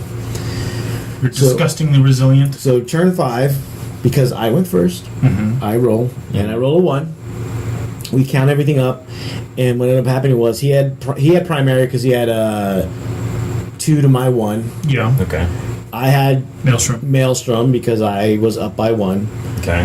I had first blood, and he had Linebreaker. And neither of you had Warlord? There was a Warlord that time, right? Oh no, I actually got no because his captain was the Warlord. And his captain was way in the back, Hiding behind the hill. or that, or the librarian. I don't know. All I know is I killed the librarian. Sure. But I had one of the tertiaries. He had the other one, and that was basically the draw. SAGCon does have a reason to bring librarians. My heroes go on Drago and Voldus as they cast. Yeah, but we said Space Marines. No, but he's saying, It says any Adeptus is starting. Yeah. I mean, yes, but that feels like the kind of thing where you're building around that. yeah. So recap of the day: I was 500, Yes. 111. Tom was 2-1, And I was 2-1. and you were 2-1. Highlight of the day: Yeah, highlighted my one of the weekend. few. Don't ruin it. Building up the suspense.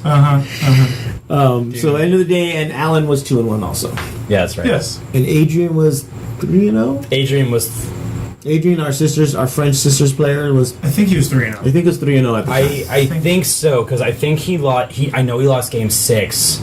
I don't know if he lost. That would have made him 4-2. Yeah, no. I think he.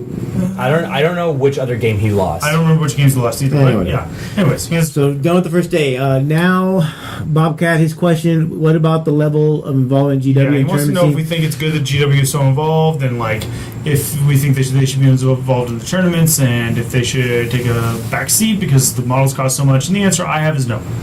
Well, GW makes also the about game. making the And if they change a rule, they change a rule, and that's that. In my opinion, I think of it in terms of, because I also like to do a lot of competitive video gaming, I think of it in terms of things like Blizzard releases a patch for Overwatch, you can't not download it. Yeah. Same thing with StarCraft. And I understand that, yes, there are times that at StarCraft tournaments, they won't implement a patch because the patch is too soon, because the players aren't used to it. But nobody at these events that we play at is making their living playing 40K. Yep. Whereas the StarCraft guys are making their living. So I mean, sure, there it's the respect models for are the an investment. industry, Yes, yeah. the models are an investment for sure. It costs a lot of money. But if you're building things that are abusive, that clearly needed to fix to begin with, I don't know. Here's the other thing too: is that I think I would rather have GW be involved Yes. and update rules Yes. than have them say, "Here's this bullcrap rule that's just going to exist, and we're not going to talk to you for another year." Yeah, when you ask about it, they go, "Oh, there's the special rule, the number most important rule, which is have fun and roll off." Yeah. So, or you know, these rules are more Nobody like has guidelines. You can just fake it out. And so, as somebody who had to just help guidelines do the anyway. ITC FAQs, Yeah. and Yeah. Adam can talk about this too. We, you know, For those that don't know, John and I also judge at LVO, and we also are more or less part of the rules committee. yeah, you'll find our names at the Or- bottom of the 7th edition Yeah. ITC document, Which is That awesome. FAQ document. Which is really cool. That So you guys we are. so when you sent an email saying, "Hey, what about this ruling?" It would basically come to us and a few other people that are also in that. And we particular would discuss it and come with the answer. Yeah. And I'm glad I don't have to do that. Yeah, Was we it haven't- cool we that haven't my gotten name is any- at the bottom of that document for 7th edition? Yes. Oh, yeah. Is it cool that I'm a judge? Sure. It's great. I love that people know that I'm a judge and ask me for help online. They'll tag me in threads. Hey, what do you think about this? But having to be the person who officially came up with, 24 pages, 14 pages, whatever, Oh, of whatever, that was a FAQs? lot. I mean, that's harder than what the founding fathers had to deal with, really, because like they didn't have the internet, so there wasn't the immediate rage. They would just get Oh, it yeah. eventually over mail. That was the other thing, too. Like, And they didn't even have media mail yet. rage and any Oh, decision yeah, we yeah. made. Oh God, Right. I can't even imagine. Yeah. And there were times where we like knew what GW was going to say in an FAQ. Yeah. And we were like, you should be thanking us right now.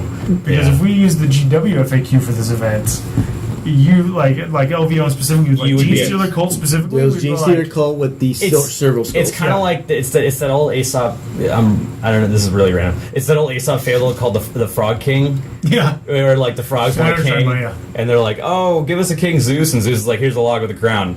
And they're like, "Oh, this is kind of cool." And then they're like, "No, we want more." And he's like, "All right, well, here's another king." And it turns out to be like this boa constrictor that eats frogs and makes Yes. them work. And they're like, "Why'd you give this that?" He's like, "You asked for a king. This is what you're gonna get." Right. You know, Yeah. it's like You can't. I don't know. I mean, I guess you can complain. It's You can it's complain all you you're want. we're human beings in ears, but it's hard to be like, hey, GW, make this game be involved in the process and be responsive to us, but only do it the way that we want. Yeah. For myself, Too many opinions of what the way we want is, you know. Yeah. for myself, in third, fourth, and I think fifth, they were more involved. They do FAQs every They quarter. would do something like that. FAQs every quarter. Not so much in terms of errata. Yeah, and it would generally not be balancing. It would be No, it would like, just be- hey, this yeah, weird rule reads, isn't written yeah. right. How is this supposed to work? And then So we had to suffer. So more through- things like that were So we just had to suffer non-essential through, like anyway. I said before, star cannons. If you remember the Siren Prince, yes, that's why. I have no idea. Okay, what that is. back in 3.5. I represent the newer players, Okay. by the way. You need to stop talking. You need to have Tom here more so I can berate him more. So in 3.5, when the 3.5 book came out for Chaos, they had something called minor powers. Oh, okay. Pay 15 points, you get to roll on the table. yeah. So kind of like the boon table. Similar. Sure. There was only 6 options, so Oh, okay. Right, is it D6 instead of a D6? sure. Every power has some minor powers. Cool, whatever. Sure. Okay. Slanesh had a one called Siren. Okay. Right? Cool, Yeah, right? yeah, sure. To tell you how good it was, people would spend up to at minimum 3 rolls, so 45 points to try to get Siren. Yes. What Siren did was you goes off, and back then you just use your leadership. Pass your leadership, goes off. It's kind of like it is now. Yeah, similar. Pass the test, you can't Be a number. Yeah. be a number. You cannot be targeted, or during the shooting phase. You cannot be targeted during the assault phase. Yes. Oh boy. Yeah, that's And- basically the rule. That's on.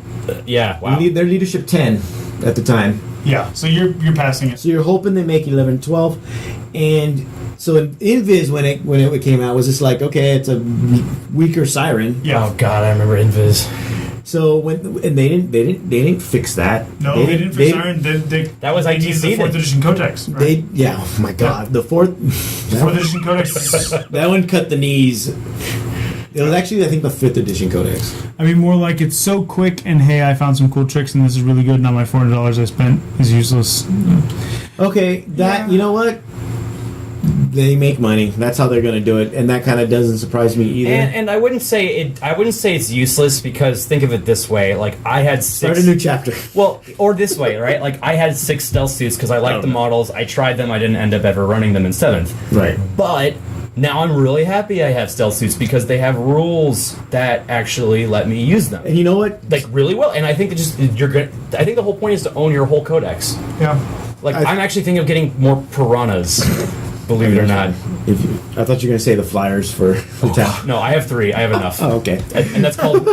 They're really nice on my workshop table, and that's all they're going to be. It's just really nice. But that being said, in terms of them being more involved and actually adjusting things because of what they're seeing in play, right?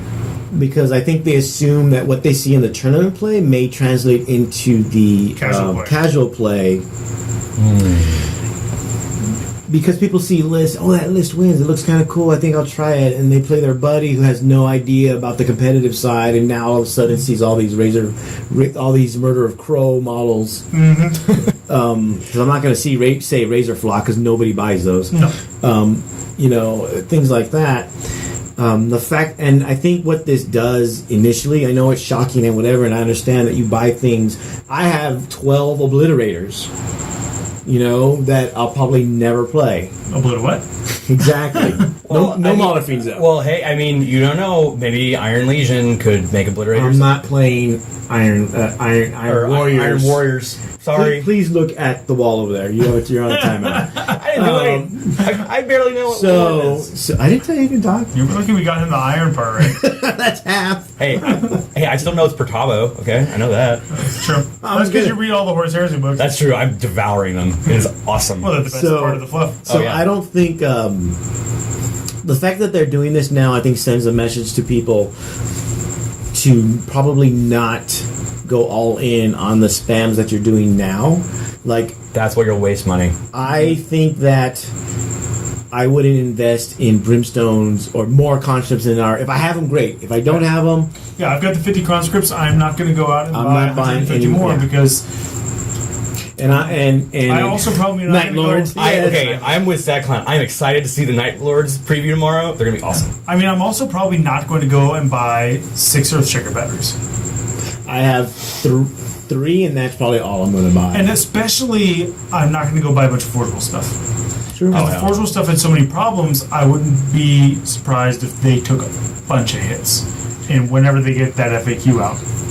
Well, yeah, I mean that's part of it too. Is there's so many clearly just issues with the new. Yeah, so I think that going forward, I think people when they see something, if you don't have it already or can't get it done quickly or cheaply, I wouldn't do it. You probably shouldn't do it. Not if it sounds abusive. Yeah. So I'm not buying brimstones. I would want more brimstones, but I'm not going to go out because I don't know what's going to happen. Would you say the exception is troops units? You feel like you could buy a ton of troops units and still end up using almost all of them. Normally, you would buy troops when you first start out. You're buying troops anyway, so you should have some. But if it depends, I think, to be honest. Yeah. Why don't we go ahead and speed through our day 2, and then we can talk about it because people seem to be more interested in this stuff. That's fine. And we can talk about the changes that need to be made. So my day 2. You gonna do yours first? Yeah, I played the Hello Kitty Sisters Battle Army first. He takes command. I like it. Like a teacher, like an authority figure. I'm apparently an authoritarian. So. I just forgot my apple. I'm sorry. You probably heard mine. Oh, okay. Yeah. I did do that. I should never be a college professor because I would totally take bribes in the form of beer from my students. Well, the irony being is that I brought beer that you bought. It's fine. You're just returning my beer that I bought over the weekend. Yes. So my game 4 was against the Hello Kitty Sisters Battle Army. Yes. Which gave me a rash. It's fine. I mean, okay. It's one of those things that pulls you out of the setting. Yes. I know that's why it gives, for myself, I did not appreciate it the way some people would. Yes. Which is a nice way of putting that. Yeah. I will say, out of all of it, the way he modeled the Nighthead was actually clever. It was actually well executed. So yeah, it wasn't like badly splot. It was actually good. It just was like it pulls you out. That's the problem. That's what it was. Yeah. Oh my god. There's got to be a Texas Bobcat. There's got to be like, is that like John Cook? I don't know. Is that who you are? Send us a message. Yeah. The Buzz Lightyear premiere. The Buzz Oh Lightyear my Primers, god, yes. I remember when somebody posted that. Yes. I think his name is John Cook from Texas. I think that's the only guy I found out him. online. I'm not saying if it's him or not. I'm saying I think that's the only guy I found online who's saltier than I am. I was born on a salt mine. I think, back in the day. But anyway, so I played against that army. I did not go first. I finished the point first. Okay. Okay. So I had the +1. I didn't get it. And it was a great board for that, too. It was a great board for me because it was hammer and anvil. Yeah, it was Relic Hammer. And I had giant pieces of terrain in both sides, right? John Okay. Charles from Texas. There we go. All right. Same state, got the state right. I got to stay right. And so the giant pieces of terrain were great for my Devastators to be in. Mm-hmm. I would have preferred his board edge, but it didn't matter because I went second. Right. And So he was coming to you anyway. yeah, he came into me anyways, and he got into assault with me turn 1 with Celestine, of course. There was a little bit of an issue with the assault, and a judge was called for that. And there were very few judge calls for the weekend. True. I only heard it like 3 or 4 times. And we talked to Reese and Frankie about it afterwards, and we were like, so, going forward with LVO, where the head judges, what was your perspective of judging? He's like, super easy. But there was an issue, and I'm pretty sure it was incorrectly judged because... What was the scenario? It was an assault, and I had guys on top of a crate. I had Crate? A crate. Oh, a crate, So okay. 2 rows of Devastators on top of a crate. Right. And then the conscript scream in front and around. And the charge was declared on the 2 Devastator squads by Celestine and the one other model. Okay. Okay. And the area to fit Celestine, first of all, Celestine was the old model, so it wasn't on the right base. Oh, so it's tiny. So it wouldn't have fit. Okay. if it was the right Not. But I wasn't calling for that. The assault onto the crate would put them within an inch of the conscripts, Okay. which the assault was not declared against. So if you can't Yeah. assault and stay outside of an inch of another unit that you didn't declare an assault against, the charges failed. Right. Right. So what happened was, basically, they were then allowed to charge the conscripts too. The judge allowed. So basically, the judge was basically saying, next time declare charge against both. The All judge 3. came over and basically Yeah. was like, okay, so the charge needs to be against all 3 units. And the player was like, okay, so I'll charge all 3 units. And the judge was like, okay, and walked off. And I was like, okay, wait a minute. And I was like, fine, whatever. Right, I moved but on. but here's the thing, that should actually be punished. And I had something very similar happen to me, I think in my game 1, where Darian put it best, where he said anybody can be good at the shooting phase. It's the really good players, regardless of whether they want to be in assault, that know the assault phase. Yeah. And so I think that if I were judging, I personally would have said, like, had you declared a charge, you should get it. But I mean, Yeah. that's the thing, right? Like, And also, I was like, whatever. So I was going to get an assault, and I'll just fall back and shoot. But then when I fell back all those units, those 2 Devastator squads then couldn't shoot. Celestine didn't do anything practically in combat. It was weird. Like, she killed off Just a couple total- of ablative wounds, and that's it. total whiff. Yeah, I whiffed on a couple of rolls to wound, and then and it was just ablative Devastators that died Okay. Oh yeah, your extra. because I minutes. take the extra men. Yeah. But then I fell back, so I missed that whole round of shooting with those 2 squads of Devastators. But you would have And then missed. my first round of shooting also sucked. You would have Really missed. bad. You would have missed with them anyway because we weren't using Codex rules, though, right? As in, you were using the Ultramarines rule, where you fall back and still shoot. No, we're not using this the is codex. index. Index. Yes. Are they able? Are Devastators able to fall back and shoot? Anybody can. Well, no, not shoot. No. That. They can Oh. fall back. So falling back. So- is- So I Devastators guess I'm couldn't confusing. shoot. Okay. So that's what's up. Yeah. Okay. And so I That have makes sense. 5 Devastator Given your squads, so contention. that's 2/5 of my shooting down. And the other squads that did shoot, oh my god, they whiffed bad. I shot all my Devastators and stuff, the Sicaran, and I killed an Immolator Oh wow. and put like 3 wounds on them. So my first round of shooting was absolutely terrible. I ended up losing that game. It was the relic. He got the relic and moved it backwards, and I could not get to it, and that was that. So Yeah. Cyclone. Yes, I realize my stupidity. Thank you. it's fine. He's a top player. Yeah. I don't No. expect to know the Ultramarine rules. And I'm gonna go commit some Poku right real quick and bring it back. If only. Well, you're rough. Me? Yeah. My round 4 was I forgot. Why don't you go tell them while I try to remember. Okay, so round 4, I went up against Gene Stealer Colts Yeah. and Tyranids. And I have to say, it was actually a blast playing that guy, because it was one of those things where it's like I could finally see like how it was, like after I had my mimic spleen motion thing, blah blah blah, and I was seeing what he was doing, and I was like, oh, I know why he's doing this. I know why he's putting these units here and why and also he did something that I'd never seen anybody do yet in 8th, and he held off his reserves until the very last minute, which is turn 3. And the reason he did that is because I was going first on hammer and anvil, and there was a giant piece of terrain in the center where my hammerheads could still see above it. And since you can draw a line of sight from any point on a tank model or a vehicle model, you know, he was dead to rights if he decided to do anything. And I also had used my crew effectively enough where he couldn't cult ambush behind me and get close to the tanks. So he had nowhere to come in the backfield, and I was very static in where I was. I think I shifted a little forward turn 2 just to get some stuff behind cover with the smart missiles. And, you know, so he was very careful. Then he brought everything in on turn 3, which was actually terrifying because he had really good cult ambush rolls. He rolled 5s on pretty much everything. And when he did that, like, he basically annihilated almost all of my crew squads right off the bat. There was one left. They shifted. He then came in and annihilated that. Both my commanders got eaten by Gene Stealers and the Broom Lord. So all I had was my Ward Lord left and the 4 tanks. And my line is getting, like, he's coming in really quick. And then I had a really amazing round of round 4 shooting where I just, and I think part of the reason too is that I hadn't declared Kalyan yet because I had nothing to shoot at. So I saved everything, or either that or I just got at markers, I can't remember which, and just wiped a ton of stuff off the board. And smart missiles just murder Gene Stealers. They just kill them. Because even though, you know, Gene Stealers are nasty, but if you can shoot them at a range before they get to you, they're toast. And I think I killed one, starting on turn 4, and we went to turn 6, I killed one whole squad of Gene Stealers a turn with tanks alone. Even with like borderline 2 or 3 tanks. It was insane. Then what ended up happening was, would you say that shooting to kill vehicles is more analogous to battle?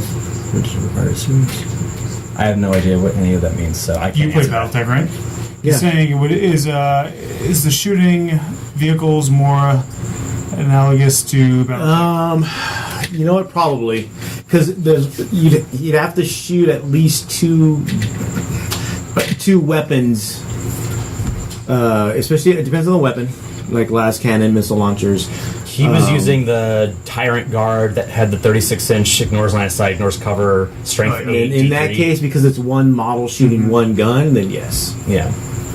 So yeah, you'd probably have to shoot at least 1, maybe 2 units, depending on your loadouts, to kill a vehicle, depending on how many wounds that vehicle has. Yeah. So the more vehicles, the more units you probably have to dedicate to it. So the game, I think, would have been a draw, or he would have won, I can't remember which, on 5. But then it went to 6. And I ran my commander up to the middle of the board. He had a squad of Acolytes, a Malanthrope, and Gene Stealers on the Relic. Wait, I think I watched the end of this game. Yeah, and then I just murdered the Acolytes with the firepower. Just like the cat's doing to the screen door right there. And then I had the commander shoot as many of the Gene Stealers as possible and then assault them. And because he's pretty durable and there were only like 4 Gene Stealers left, he actually chose to focus on the drones, which was smart, but I think he could have gotten away with 2 Gene Stealers on the drones as opposed to all 4. Because then when it was the commander's turn to swing, he killed 2 of them. Then it was his turn to Malanthrope charged my commander, didn't do anything. My commander, once again, focused the Gene Stealers, got both of them, which was a miracle, which is also another reason why I think commanders are awesome, is because they can actually handle themselves in close combat. And so then what ended up happening was we tied the Relic. We both were on our home objectives, but I won because I got Slay. Okay. And the other thing, too, is I shot him out of Linebreaker, so neither of us got that. I got First Strike. He didn't. So it was Slay and First Strike that won me the game. Okay. Did you finally remember your game? Yes. I remember right after Tom started. So tempted to interrupt. So my game was against Orcs, and this, because I hadn't played against Orcs yet. But unfortunately, and this is a mob of like 30 Orcs or whatever, another large mob of like 20. Was he using the weird boy strat? You just throw them boys on boys on boys, like in the backfield? If he could, that was part of the issue. Morka not, because that's the one with the KFF. the Mecha Dread. Yes. The large battle fort, not the battle fortress, but the battle wagon truck. 3 units of 5 Storm Boys who can't deep strike, which surprised me. That is very surprising. When Miles was telling me that, I couldn't believe it. I was like, what? Why not? I don't know. They don't have the rule. Obviously, they don't have the rule. But I will say though that their points per model, insanely cheap. Miles was thinking of a Storm Boy list that involved a Storm Boy character. Mm-hmm. Yeah, they had the Storm Boy character. Well, it looks terrifying if you bring like 300 Storm Boys. Yeah. And then they had 3 which you could do and still have room to spare. When I played Horde Orcs in 5th, I used to like to bring Storm Boys just because 20 Storm Boys because it's super cheap and whatever. And they go faster and. Oh, well, they painted red. No. Yeah, my army was painted red. Well, so then that's why they went faster. Adam. As long as because of the rule. And it was a rule that way go faster. But on a 1, they would die. I guarantee you, the Orcs Codex is going to be a combination of like super gimmicky rules that are actually really awesome. Like the best was still the Ramshackle rule when you just piled your orcs on top of the thing and any orcs that fell off died. Yes, that was the 2nd edition. So and then 3 units of the commandos. With the commando character. Okay. Commandos or tank bustas? Commandos. Because I always mix those up. Because with the character, they can basically infiltrate, or not infiltrate, but deep strike. Okay. And then his weird boy with knowing the jump is he was his lord along with 2 units of grots and the artillery, 1 unit of 3 lavas. Oh, Okay. So Hammer and Anvil. Basically, I finished going first, and I won the roll to go first. Mm-hmm. Blew up the 1 truck, took the wagon down to I think I was like 2 wounds. How many wounds does that thing have? Like 18? 16 or 8. Yeah, I think it was like 16 or something. Mm-hmm. Killed some guys. His turn 1, he did use the jump, which I think was the mistake. Okay. Because all they did was too soon. Because all they did was wipe out one of my cultists and then assaulted the brimstones. I had 3 left. They just fell back, and then the sea beams, which is what I brought them for, just murdered the horde. Just horde down to like 2 guys. The sea beams are awesome at murdering the hordes. Which is when you told me the stats on those, I think beginning of day 2, I was like, oh my god. So they murdered them. Basically, anything coming towards me was just dead. And he couldn't do anything to kill anything. He killed the 1 unit of cultists, and I think that was it for the day, for the game. Really? Yeah. That's bad. Hammer and Anvil's a bad matchup for a slow horde. So, and then, he killed like he killed one of the raptor squads because I made a play. I wanted to get to the weird boy, but he was just too. He had him bubble wrapped too good. So I got a unit of raptors in close combat with the artillery, so they just kind of stuck there. And then I was able to get the relic. So I had the relic. I had the line break. I had a bunch. Oh no, line break didn't. No, line break was one of my secondaries from the Nova mission. I got a bunch of the. I got that one. I got I took the one where I have to kill up to 60 models. Up 60 models. That's a good one. Cole the herd. I of course got that. Cole the horde or something like that. And then I got the one where it's killed 3 units in 1 turn. Moment of bloodshed. And I was actually worried because I kept on killing 2 units a turn. And then you finally did. And I'm like, I'm gonna run out of units before you can do it. Kill 3. But I was able to get it because he was able to put his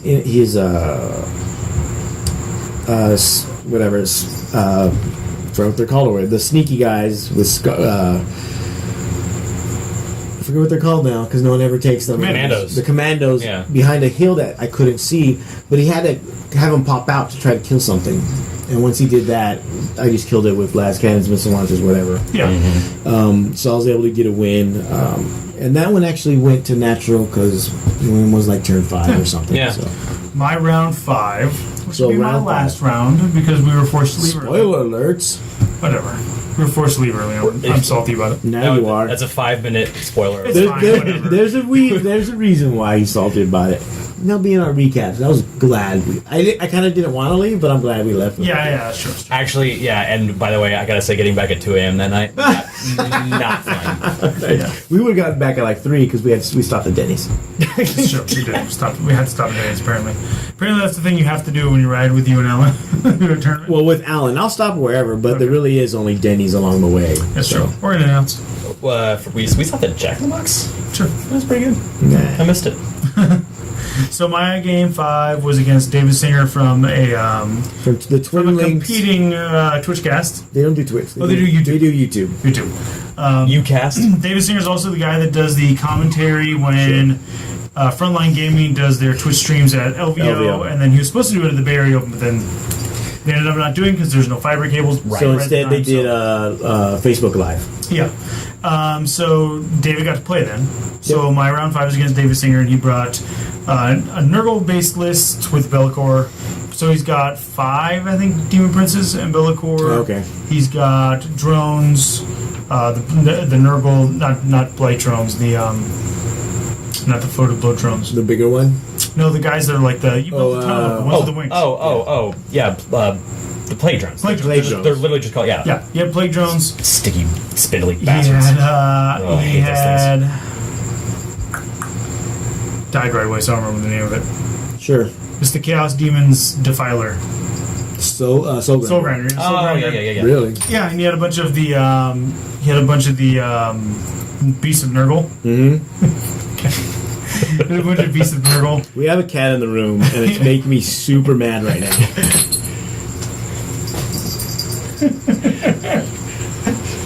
It happens. It's better to have the cat in the room with that door open so we get the breeze. Yeah. I'd rather have the cat out of the room. That's a quid pro quo. But And, at what cost? I failed to bubble wrap properly, and so his Soul Grinder was able to get into combat. So the Soul Grinder or the drone? Somebody was able to get into combat right away. Somebody that wrecked you. Yeah, and he Wrecked got your into face. combat right away with the Devastators. And so then, again, Devastators had to fall back, right? And so because the Devastators had to fall back, they couldn't shoot that next turn. Again. So the game ended up being another game of... you could just ignore it. No, you but can't. it's like, it's more like, I wonder It's if where we're it's, gonna it's where blow it's up a at. light. That's bothering me.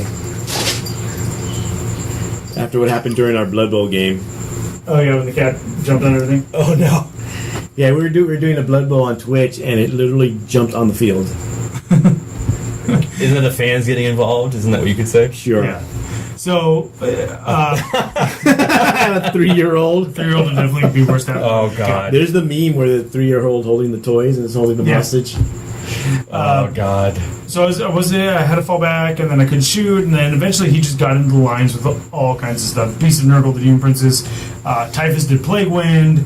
Yeah, there's Plague a bunch Wind of is really smites, good. And it really? he whittled I'll it tell you why in a down. moment. Okay. And at one point, I was assured when I was taking a picture of Gilliman staring at Be'lakor, he assured me that Be'lakor would not be charging Gilliman, and then Be'lakor charged Gilliman. So he lied to He you. lied to me. David Singer lied to me. Wow. I called him out on the Facebook page, on the Salty John Facebook page. I was like, I've been assured that Gilliman will not be charged by Be'lakor. And then he did it, so I took another picture and I posted it on the same thread and I go, I was lied to. So Be'lakor... Would you say that was the worst charge deal in the history of charge deals ever? No, because I didn't believe him. So Be'lakor... If you ever meet him at LVO or at any gaming event, that he, I mean this as a compliment. He does have a used car salesman demeanor to him, especially when he's when he's dressed to the nines for Oh, yeah. for LVO. He LVO, can yeah. sell lemonade to a lemon farmer. Yeah. Yes, he could. But he's a really good guy. Yeah, It yes, was- yes. It was easily, I think, my favorite game of the weekend. Okay. Good. That's awesome. So eventually, Gilliman gets charged by a Demon Prince and Be'lakor and one Beast of Nurgle. I don't know why. Why not? Just in case. You never Just in know. case. Yeah. And I think Be'lakor ended up killing him off, no matter what. And then he came back, right? Is No. Oh, so you failed that and used your CP, right? So I failed it. I used the CP. I re-rolled it. He failed it again, and I reached across the table. And I said, "Good game," and that was it. That was your game Ooh. 5. My game 5 was against Michael Kriegner. Always a good guy. Yes. He was playing Iron Warriors. No, he wasn't. He was playing Iron Warriors with basically Demons. Death Guard. Oh, Death Guard. That's right. Because he had Typhus, Poxwalkers. Right. Oh, he's right, Poxwalkers. Poxwalkers are good. No, they're yes. Poxwalkers are well, yes and no. For me, anyway, I had a different issue with them because I didn't know. I forgot that they when they kill stuff, they get they those get guys. Poxwalkers. Yeah. But then next turn they're all dead, so I didn't care. Right. I feel like that's the big issue with them. Fire Raptor, and then a bunch of artillery. What kind of artillery? The Colossus. Okay, those are good. And then Earthshakers, and then Wyverns. So the artillery. Yes. Okay. And a Fire Raptor. Essentially, what the game came down to. So you both get in our corners. I have no artillery, so I'm at a disadvantage. Liar. Oh, Liar! Best old lady princess bride. Yes. Yeah. He was mostly dead. So basically, the game he just marches the Poxwalkers up. I'm killing, and he has 3 squads of them, and about I think it was 15 in each. He marches them up. I kill off 2 of them. The one gets into combat with my cultist, wipes them out, so he's up to 15 again. After that turn, they're down to like 10, and then Abaddon goes in and takes care of the rest.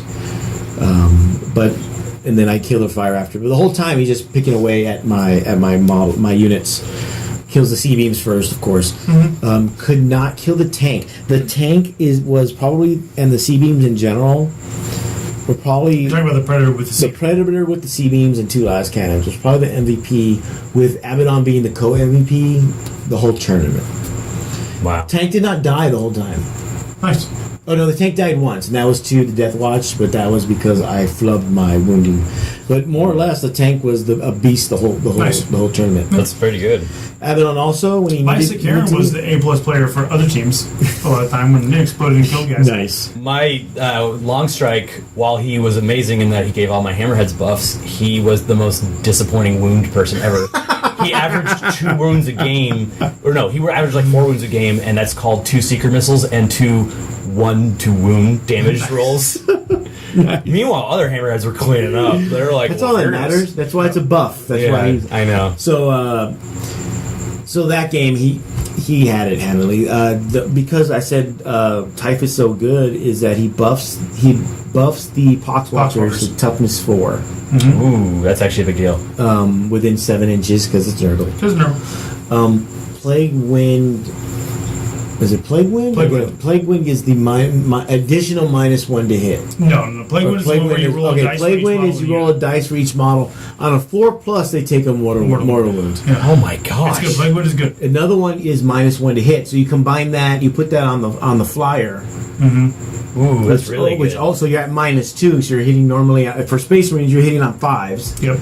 6 is if you moved, or take any other minuses to hit. Yep. Yeah, that's called most Tau units couldn't shoot it. Period. If they moved. Yeah, so it was really good, and so he ended up going, I believe, 5-1. Oh wow. He did, yeah. For the weekend. Yeah, I'm pretty sure. So I ended up losing turn 5. I ended up going for the weekend because we didn't go to turn 6. I mean game 6 because we didn't want to get home at 2-3 in the morning. So I ended up going 2-2-1. Not dedicated. 500, I'll take it. More importantly, it's statistically better than a certain other guy in our group who also went that weekend. I'm not going to name names. Yeah. This is not normally the case at GTs.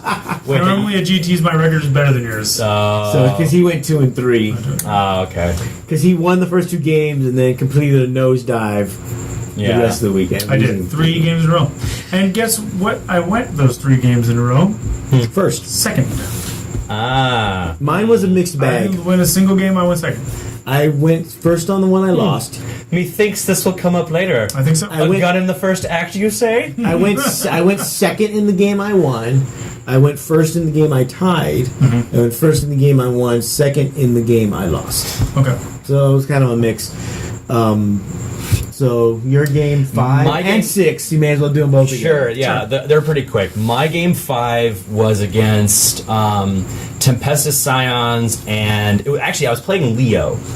We literally met him the night before. Oh yeah, in the parking lot. I You're right, we had. What team is he with? I can't remember. I want to say left coast, but I'm probably wrong. Yeah, I think he's left coast. Yeah, he wasn't Mugu Legion. That was Mitch. No, he was the only Mugu guy. He was the only Mugu guy. Mitch was Yeah. great. He let me borrow objective markers because I didn't have objective markers. Oh, nice. I'm assuming he gave you the one with bad mojo. Nah, it's fine. Whatever. He let me choose the set, so I chose Sure. one. A good magician knows that you're not actually choosing. In any event, I was If you're playing. listening, Mitch, I thought you were a good guy. These guys were. I do too, So because I got a better record, Mitch. He had Call. He had a Data Smith. The Castellan. He had 2 sets of 2 Castellan robots, Okay. which at first I was terrified about because they have the whole Oh, Aurelio. Aurelio. Yeah, Yeah. Okay. Yeah. So, sorry, he was like, most people call me Leo. Everybody here calls me Aurelio. So I was like, I'm going to call you Leo. And, like, I'll do what most people call me. And anyway, so he had that artillery. He had a bombard, which I'd never seen before. I think. Yeah. Okay. Yeah. Which it did all right, but it was all right. And then he had 3 squads of Tempestus Scions. That deep strike. Yeah, Which the I deep hear are strike. good. But here's the thing. I hear there was some Tempestus Scions in the list that won. That's what I hear. Wait, really? What Brandon's list had? Yeah, Brandon Grant's got the Scions. Because Oh, like yeah, my that's guy, right. my guy, when I played him, he had 7 units. The guy I was playing against my game 6 had 4. Yeah, I think Brandon. When I played Brandon, Plasma is good. when I played Brandon at the Oh no, local, he didn't have Scions. I'm an idiot. He had Allegiance. Okay, well, I agree with half of that. Well, still, it's the same concept. They're having a conversation amongst themselves. There you go. That's fine. No, but it's no, yeah. He had Allegiance, but he had a squad of vets with plasmas, and Okay. then he had the regular troops with a melta each. I was able to keep his squads out because I had Kroot. He couldn't get close enough to do anything. The second they were on the ground, I had not only kill all the troops, but I also had slay the warlord, and his Elysian commander was the warlord. So basically, since his Elysian commander was near his drop troops to give them the double buff, I just wiped the troops and then sniped the commander because he was there giving them orders. Then with the Castellan robots, this was actually the one turn I didn't use Callion, I used Monka. So And that does what that does is it's the same once per game, irrespective of commanders, but it lets everybody within 6 inches of the commander move and advance, and still shoot as if they had done neither.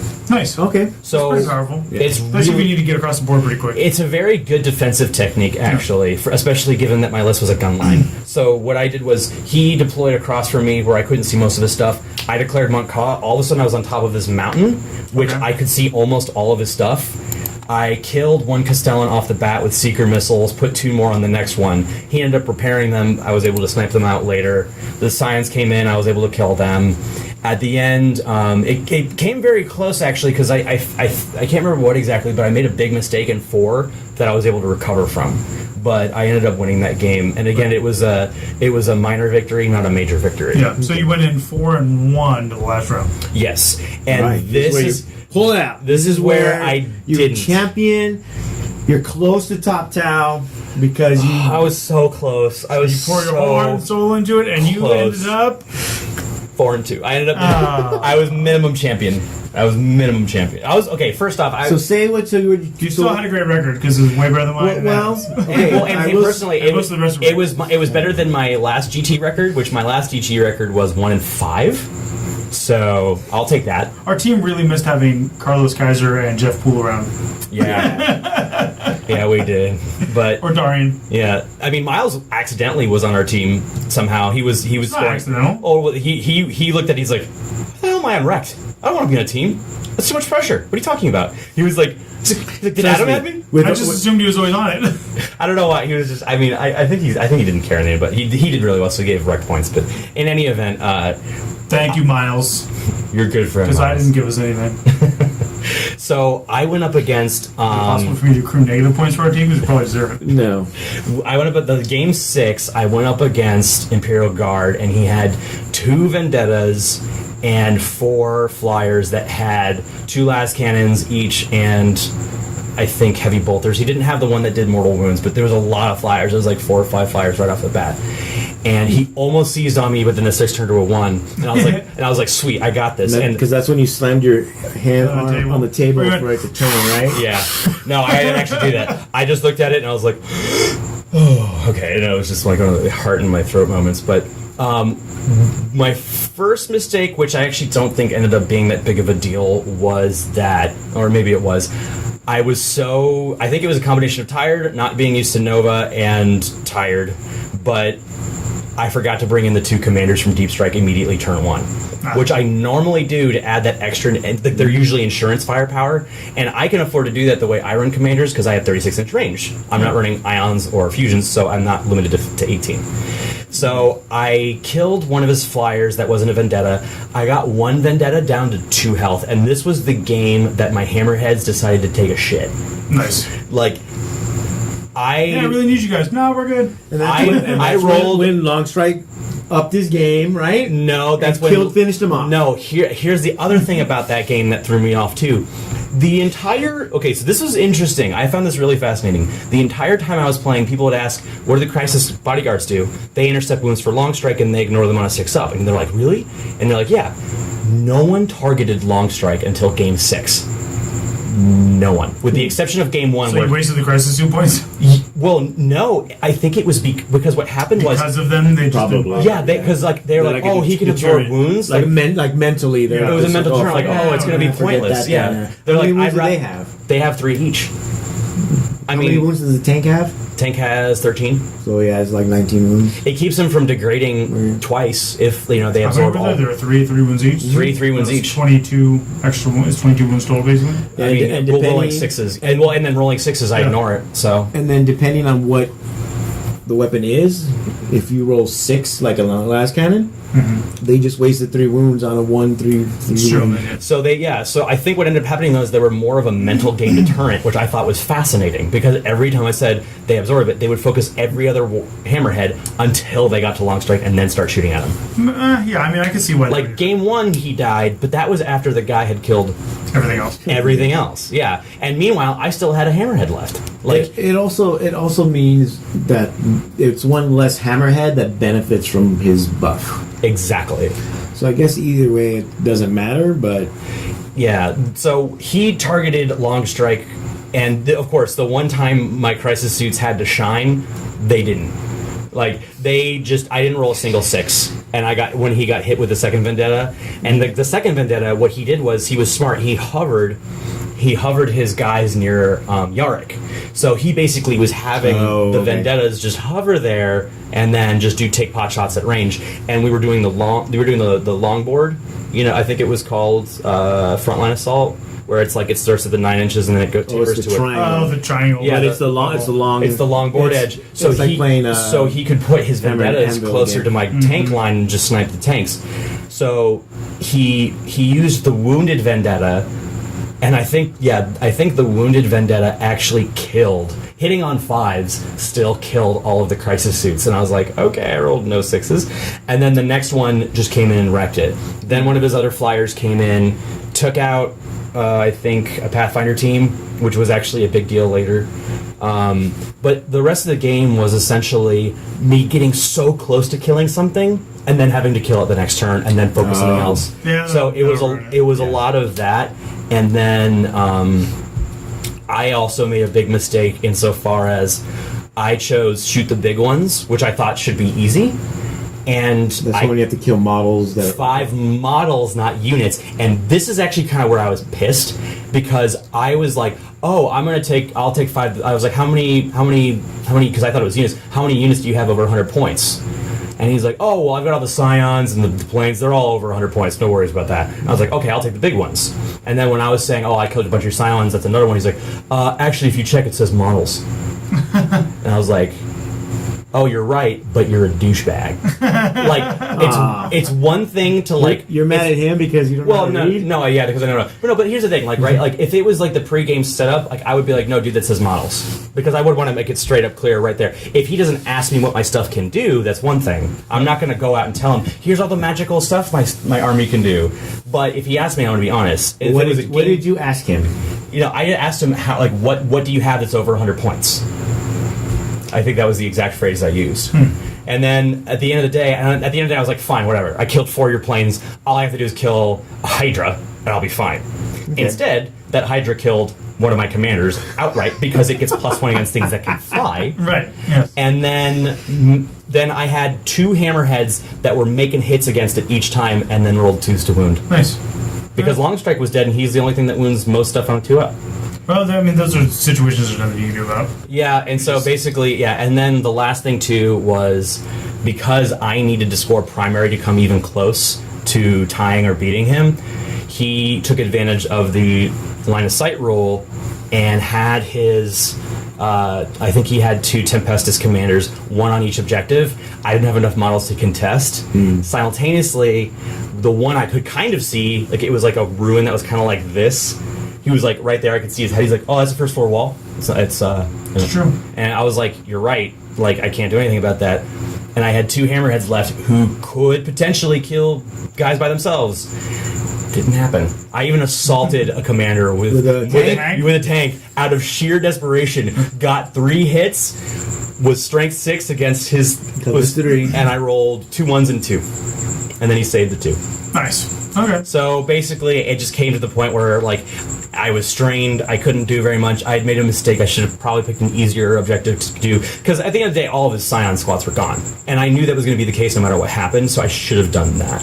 I should have just picked like I never all the picked troops or whatever. yeah, all the picked, troops. Well, actually, no, not the troops, because he had tons of conscripts just hiding around. Oh yeah. Or just regular guards corpse. I figure the troops one is difficult to achieve, especially Depending on who you're playing against. Yeah, no, I mean, against me it's easy because my crew die all the time, and they're my only troops. Oh. But in this case, it was just David Singer got against me because Yeah. my only troop choice was the 50 cultists. Oh, okay. So he just made sure he flew in. see, Sad Clown's on my side. he is. Thanks, Danny. Appreciate that. That's not Danny. That's not Dan. That's Jeffrey. Jeffrey, thanks, Jeffrey. I don't know who is who.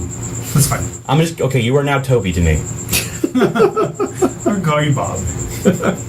Everybody in the chat is Bob. But yes, thank you. I appreciate that. I know it, but even when I thought it was too, because I thought that too when I first did the Nova missions, I still didn't pick it. Yeah, I mean, in certain cases where it's like they're running things that you're going to have to kill anyway, it makes sense. Like if they're running some form of a monster mash, it could make sense maybe. And he was running a vehicle heavy list. I could have. And I always Sure, we'll call you George. I always Okay. I always chose first strike, never first blood. See, Yeah, that that's was first something. strike, too. That was something I think. Oh, I did pick first strike that game. Okay, yeah, that was something I picked every game because I knew I could get And that. for some reason, I pick line breaker every time because I'm just used to it. I did not, but my army didn't move. Well, yeah, you're I have the Nurglings and then the deep striking Raptors. Yeah, you were fine. Yeah. So that's our BO recap. So having gone, let's talk about some of the issues that we see with 8th. My big one isn't actually the go first or go second mechanic. I think that, and it's not even Alpha Strike. For me, I think there's just too much in the game that kills things too easily. And that's a problem that's twofold. One is, there's too much that shoots well. It does too much damage. Okay. And 2, I don't know there's if I agree not with that, enough ways to keep things safe. So, because of the way the AP system works with terrain now, and the way terrain works now with your saves, there's no way to really be safe enough from all the shooting so that if you don't go first, you can survive. Yeah. Or even against a Beta Strike army, which that's not a thing, because if you're a Beta Strike army, you're also in Alpha Strike army. Because if you can do a Beta Strike, you can do an Alpha Strike. Right? Because if you think about a list like Brandon Grant's that's designed to go second, okay, fine, it's designed to go second, great. It's a Beta Strike army. But if it can Beta Strike, it can also Alpha Strike. Perfect example of that would be Gene Stericult. Yes. Yeah, they're a good example too. So the way that the shooting mechanics work now with cover saves and saves in general, how squishy everything else is, it's too much. Would you say it's not a first or second? It's a literally the shooting is just too powerful, and assault is worthless.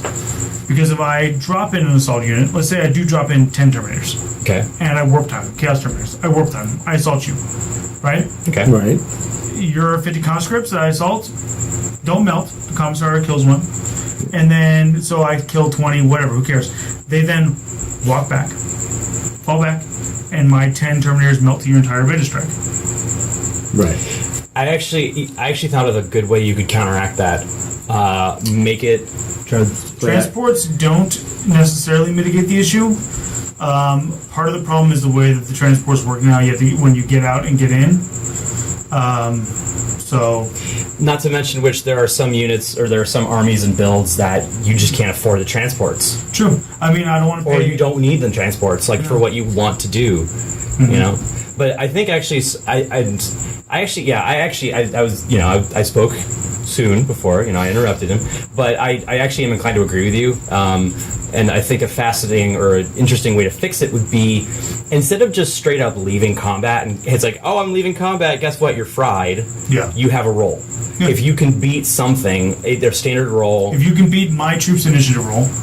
Well, that's what it used to be, right? It was, hit and run. Mm-hmm. Hit and run. So why not make it instead like it's a standard across the game? If you're falling back, you have to roll above this, and then you could still have the data slates play a role where it's like, well, if you have 5, you only fail on a 1, right. Or the fly keyword. I would like it, or if I would also like an additional to that, which is you roll to fall back.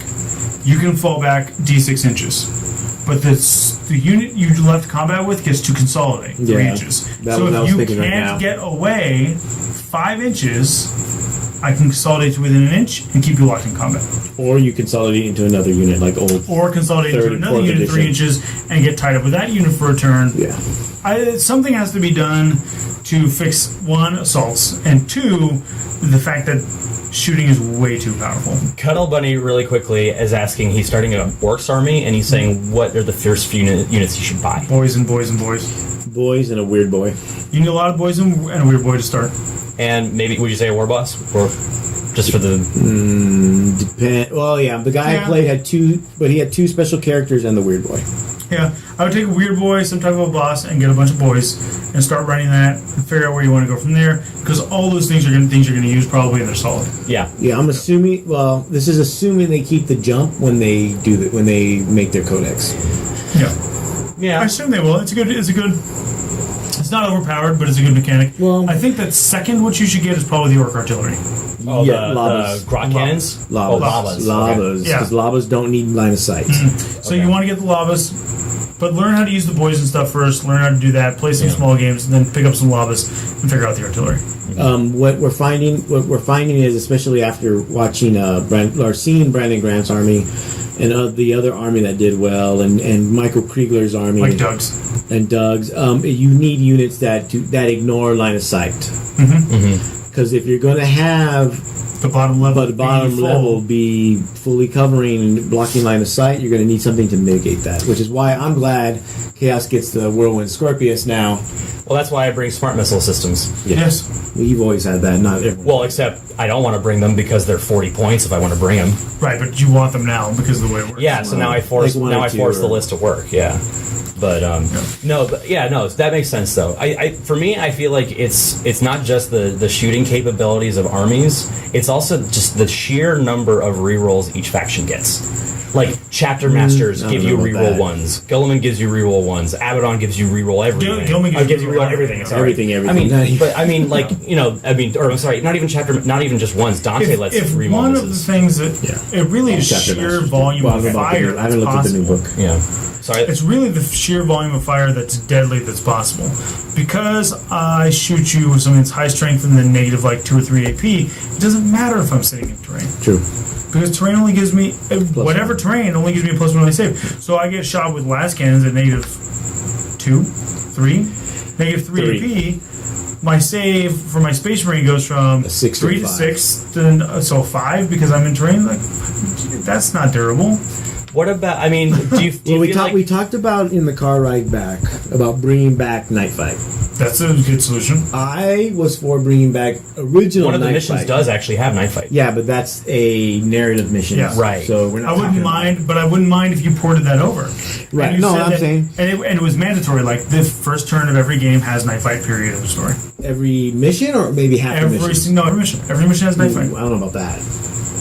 You build for it. If you can build for line of sight blocking terrain being the entire bottom of a ruin by bringing a fucking 100,000 like Earthshaker batteries, then you can build for the fact that you're going to have Night Fight. I think the mission like No Mercy.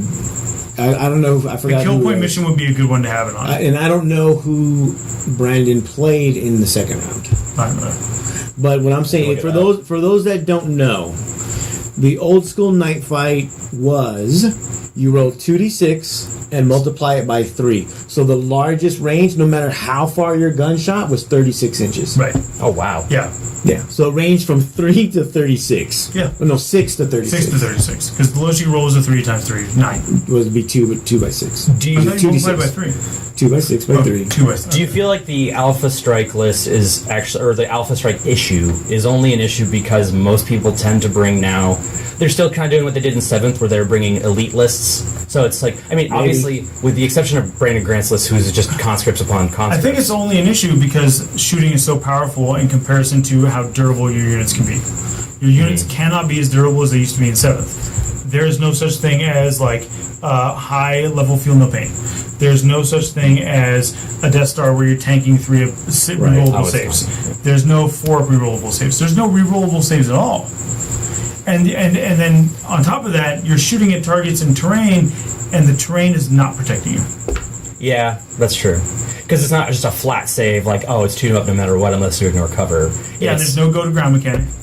Yeah, I can't tell you how many times I actually thought, well, he's going to shoot at my Pathfinders, I'm just going to go to ground. Sounds like expensive infantry gun line. Expensive infantry is bad, period. Yeah. Unless it's putting out a huge volume of fire, generally speaking, with like artillery or las cannons That's or why something. Devastators and Havocs in a Space Marine and Chaos Space Marine list really are good. good. As compared to troops. I would bring Chaos Space Marines or tactical squads, or you can just bring the Devastator squads in spearhead formation and wreck face. Even if they're objective secured. Yeah. Because you just kill them. Yeah. Who cares? Yeah. I would say to Graham, it's not about making the... I mean, the fact that the game's faster was accomplished with, like, the removal of templates, the simplification of rules. No, the reason it's faster is because everything's killing. But that's what his point is. He's saying, is this not what we... Are you not entertained? Is this not what you want? Not entertained. Is this not what you wanted with faster gameplay? No, this is not what I wanted with faster gameplay. I wanted faster gameplay. Right. I wanted a streamlined system, but I wanted it to be balanced. But doesn't every army have a first turn strike? No. Orcs don't. No, they don't. If they go full artillery. And not every army true, has but one that's legitimately good. Yeah, that's true. Not every army has a legitimately good Alpha Strike. And it would be different if every army could build a legitimate Alpha or Beta Strike. Okay, what define legitimate then? Legitimate is in it can actually beat another one. I think every army does.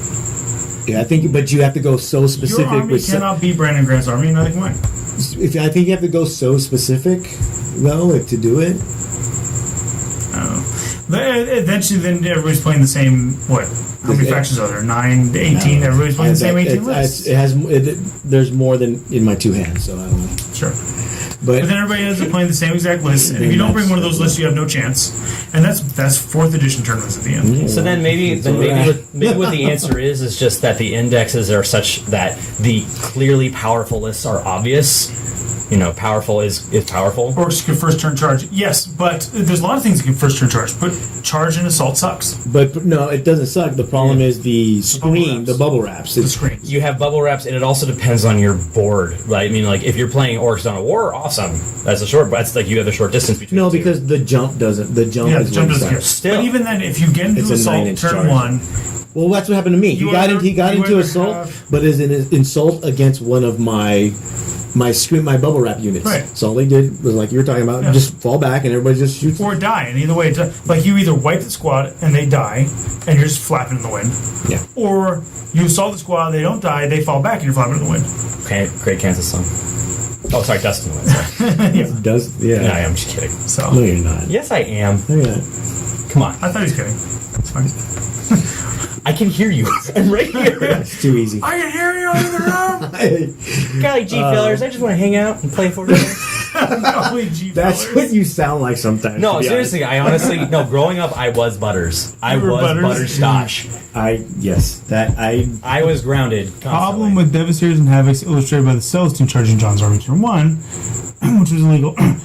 Considering the number of units that can double move and still charge would seem to eliminate the Devastation. Yeah, but also if I had But had... and that's more of a corner case in that how many armies can do that. Well, and the other problem was also, if I had had the board edge that I wanted, Celestine never would have gotten to him. I had to deploy those Devastators that close to the front line of my guys because that was the only place to place them so that they could still see to shoot. Okay. If I had the other side, Celestine would have never gotten near. totally different game. Or if I had just kind of foreseen that and put them back. But that's been a problem since the game's and that is a little bit of a mistake on my part in terms of deployment in that mission. But also that charge shouldn't have happened. And the way Bubble Wrap was designed to make sure that it didn't happen. But I could have been even safer and just made sure that it absolutely couldn't happen. But yeah, you bring up a great point, Sad Clown, with the 5 instead of an S. 5 ad clown. 5 ad. I'll assume it's Sad Clown. 5 ad clown, yeah. Any other our buddy Alan, who everyone would know from 11th Company podcast, he actually was 5-1, or 4-1 going into game 6 and decided to leave early because he wanted to get home before 3 a.m. Yeah. Next year I'm flying back. No matter what? Yes. Well, how about we go without Alan? I could go without Alan. I offered you guys a spot in the car. Always that weekend where I finish summer camp. Oh, and you'd have to fly. And I have to fly anyways because nobody can wait for me to leave. Right. When it was mid-July, I drove up with you guys once. I drove with Travis and Brandon once because it was in the middle. So I just made sure that week I worked the early shift on Friday and I left by 3. But nobody can wait till 6 o'clock to leave. Yeah. Well, I mean, you could, but you're not going to want to. No. Yeah. It's awful. So next year I'm flying up, flying back. What? Yeah. If I'm driving, we're staying. See, last year we only stayed because I was driving.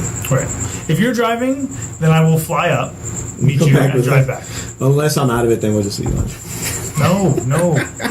Fuck it, I'm flying both ways. Nah, come on. It was fun. Ride back was great. It was brainstorming ideas. It was fun. There were times the ride back was great, and there were times the ride back was excruciatingly painful. It was great for me the whole way. So. I'm aware. I have an idea. Which tells you how that ride back I know exactly how that ride went. So what were you going to say about Alan's idea? For what? I thought you were going to bring up his idea. No, you only brought him up to ream him for leaving early. Yeah, for leaving. Because Alan left early, not because we wanted to, because we lost, but because he was just being an old man. Yes. So, take this for what it's worth. My meta is small and weird, but I find deep strike threats helps mitigate the shooting. Keep in mind. Yeah. Okay, one thing when I played the Orc player I was worried about was that he had 1, 2, 3, 4, 5, counting the jump, at least 5 units. The guard player had 7. But the problem is the guard player 7 are all squishy units. I think and I told the Orc player this when I played him, I don't think he should have brought up the jump the first turn. Tom mentioned this about deep striking turn 1. Yeah. In all of my games, my guys came in on turn 3. Okay. But that was a habit I had to break. Because everyone's like, oh, turn one, we can deep strike turn 1. Oh my god, we never could do this before. I think also for commanders it's better, especially if for him it's better. But I think you have to recognize. I think you have to recognize when you should bring him turn 1. And for example, when I accidentally forgot on game 6 to turn him in turn 1, they were still really good in turn 2 coming in because he had brought in more stuff that I was able to just and that's why I told the Orc player that he should have just shot more with what he could when it was alive at the time to get rid of my screens. Right.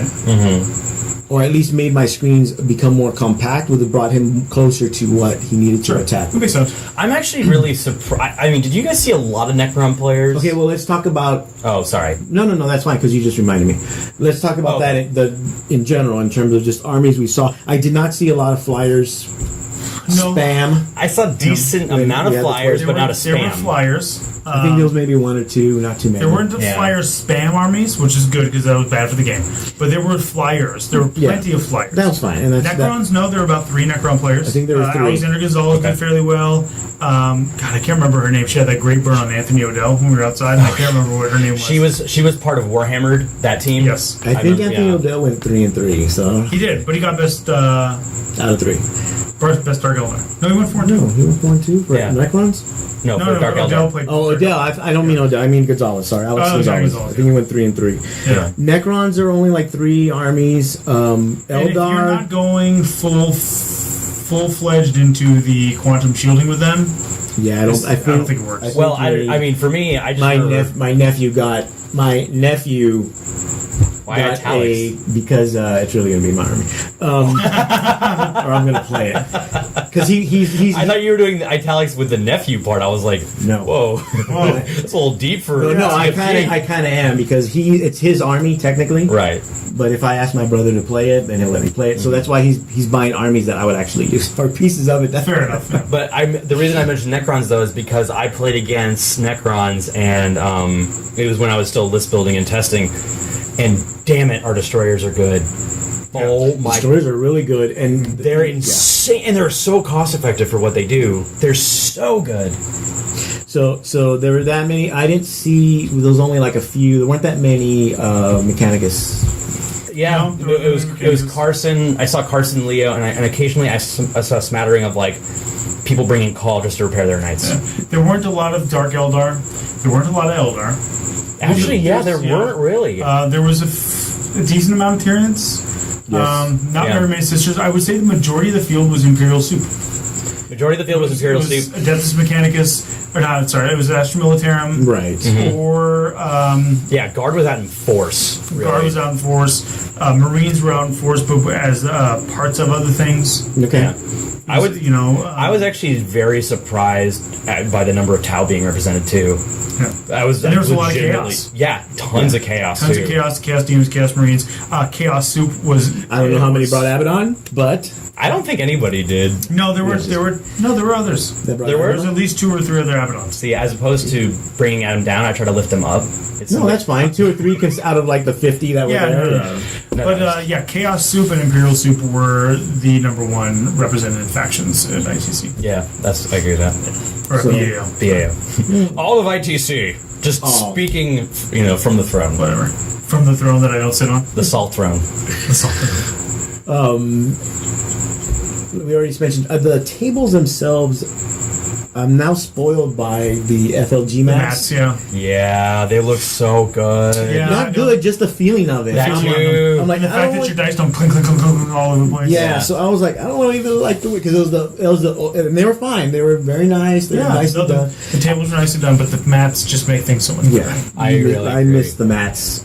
Speaking of mats, they're having the sale at Game Empire this week. If they can sell They can sell 4 of them. if they can sell 4 for every next 4, the store will buy that many for itself. Nice. So Weird thing. Well, of course it's a weird thing, but we're not going to get into Well, Yeah, reasons that. why. we're not going to get into why, but I'm optimistic because there's already 8 guaranteed sells, including one that me and Danny are splitting. Nice. So that way they'll have Danny, 8 You mats. guys, how you Yeah. gonna split the odd day that you're supposed to have the child? I don't know.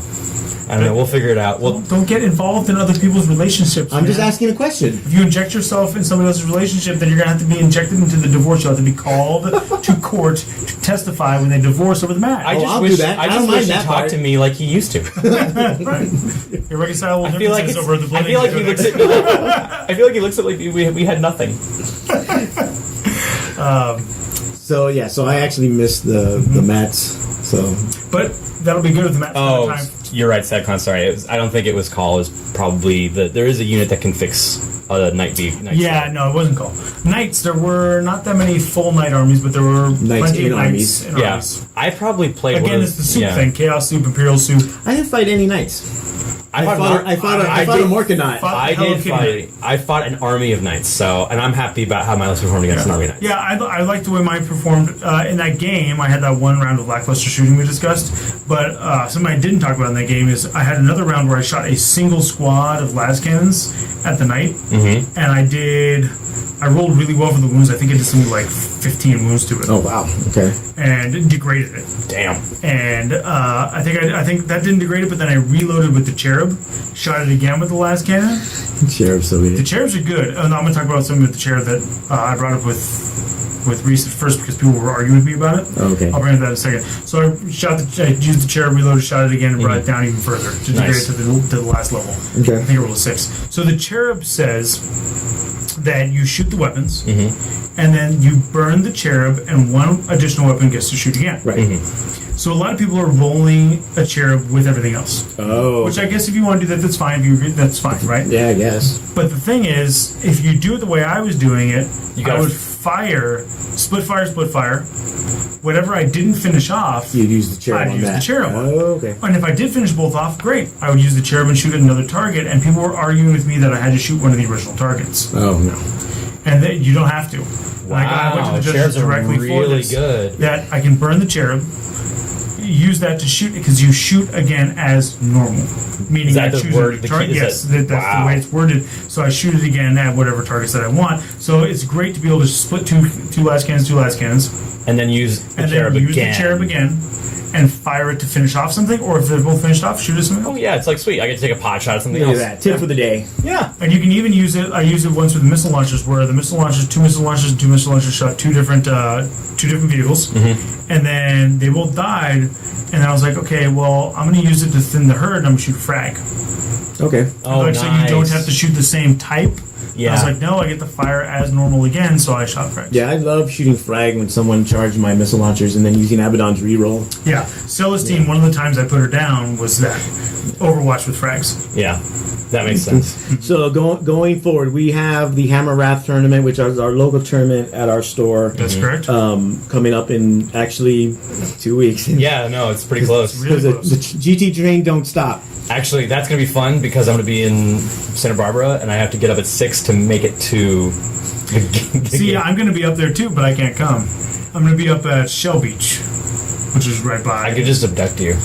Yeah. He just can't make it. I just can't make it. That's our family vacation, and so it got pushed back a week. Actually, I shouldn't be here doing this. Oh. Right now, instead of doing this, I should actually be at Shell Beach, and then I could make Hammer Wrath, but it got all pushed back because my parents got.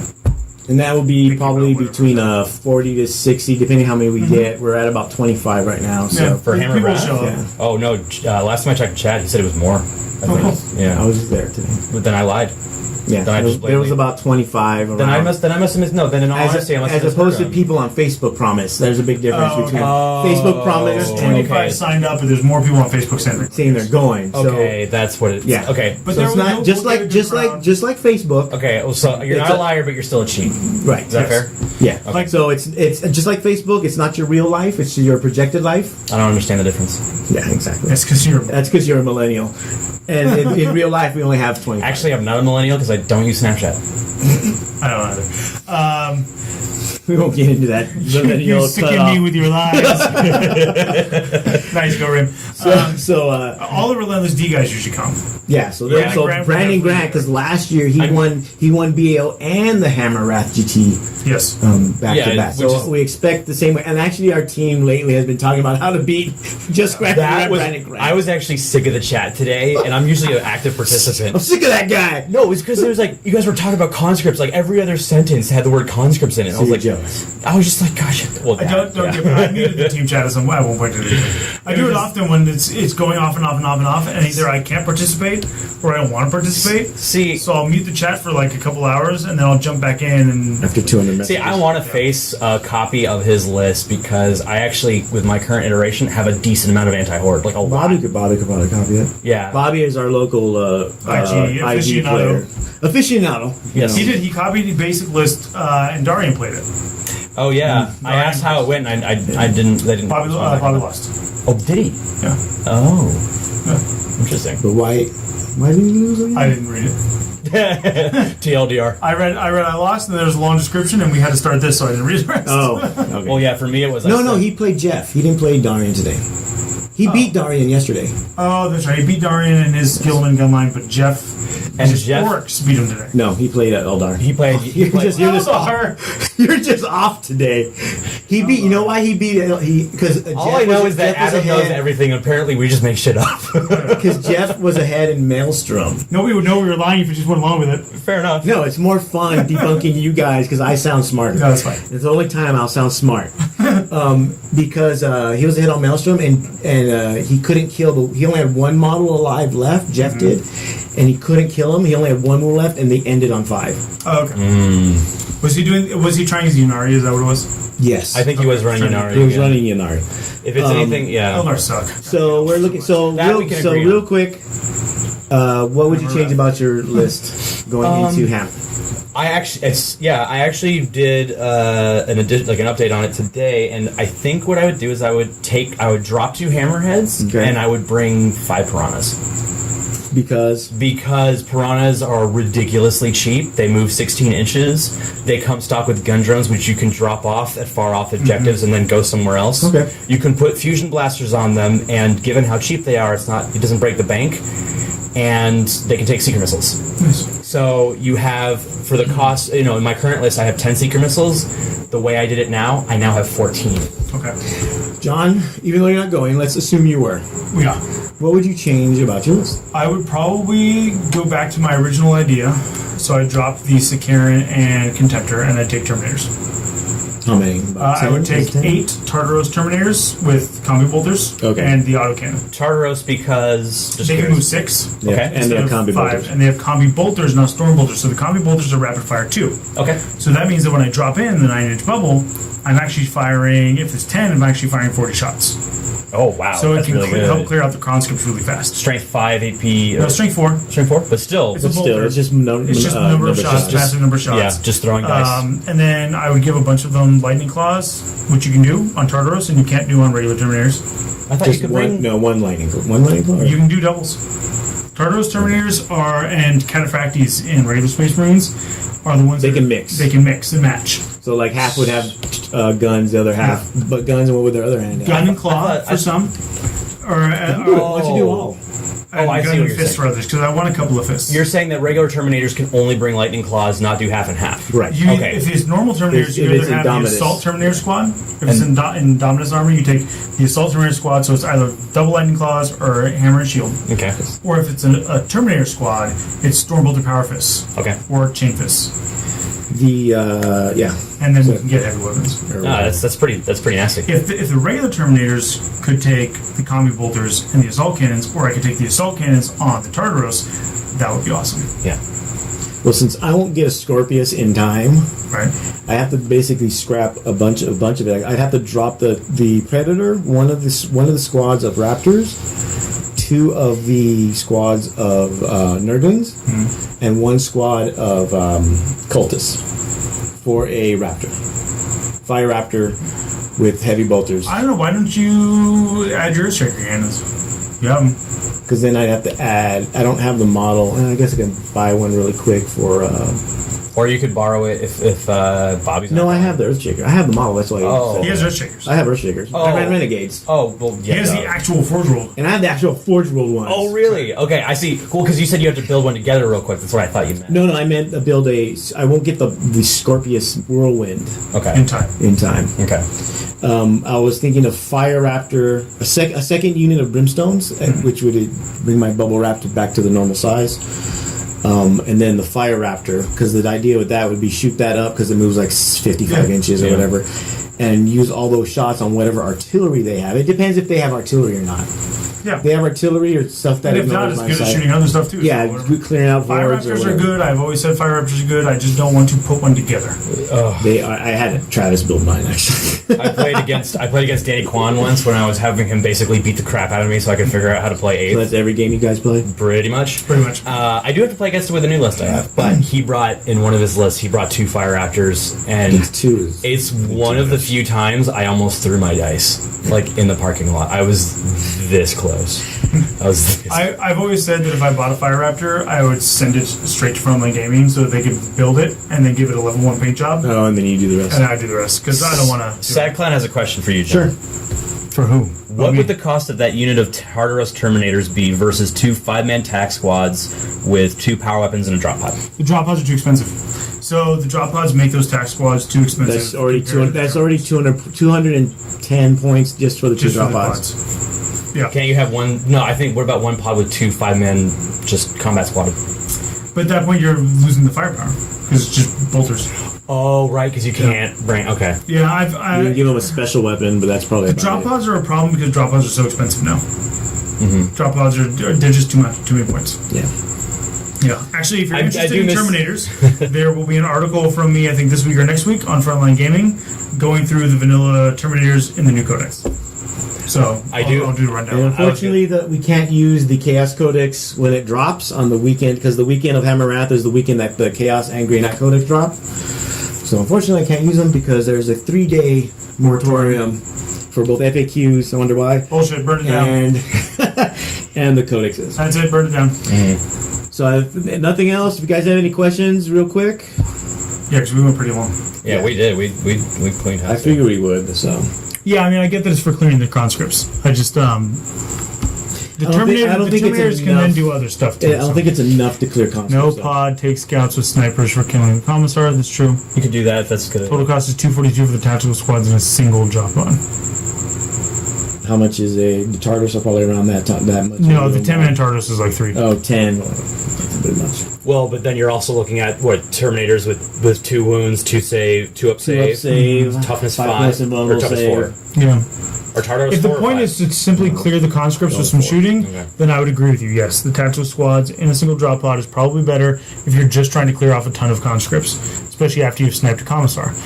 If you want this, what you drop in to do something additional, which is what I was hoping with the Terminators, you drop in, clear something out, try to charge something or charge another unit, or at least last long enough, or be something that is hard enough to kill that they're not shooting the rest of my gun line. Because that was the problem. If I could drop that in, and then they have to focus on that, and they're not shooting at the rest of my gun line, then I've successfully bought myself an extra round of shooting. And one extra turn of shooting with the Gilman gun line is going to wreck so many people's stuff. Yeah, and with I had the 2 Raptors in my list. When I played Kriegler, one of the mistakes I made was I chose endgame instead of progressive for that particular mission.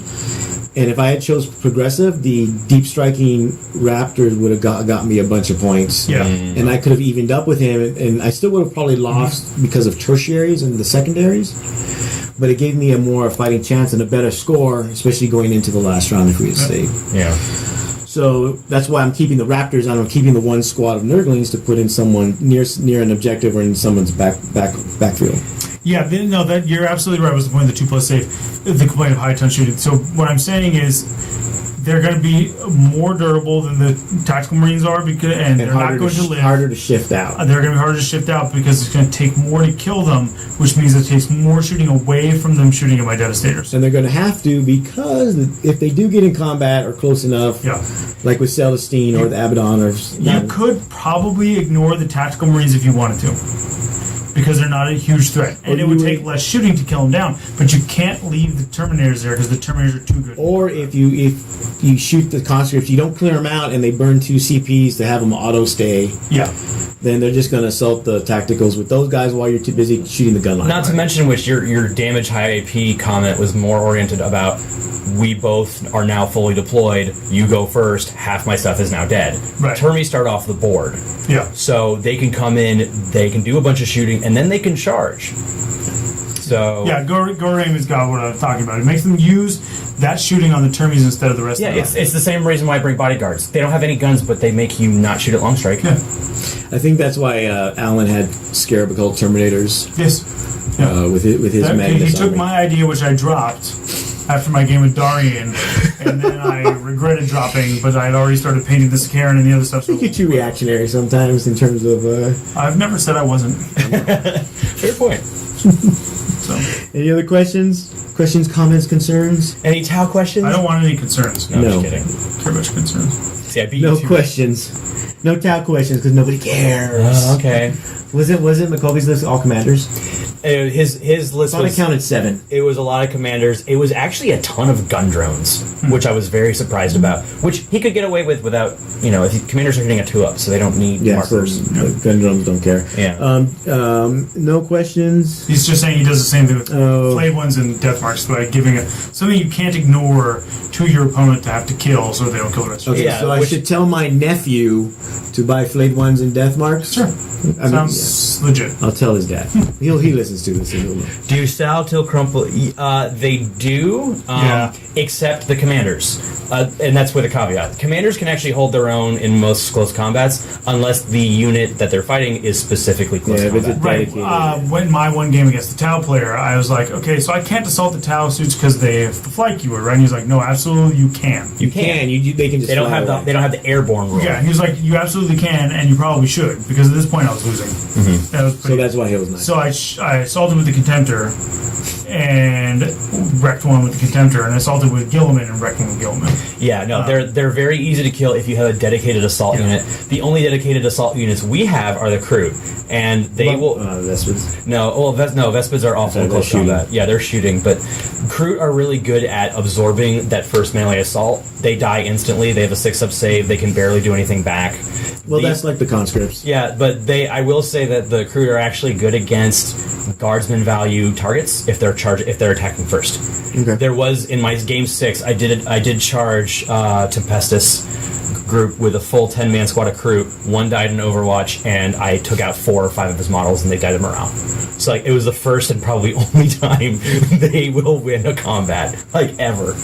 So the answer is yes. We still suck. We only have one phase, and we're kind of bad at that too.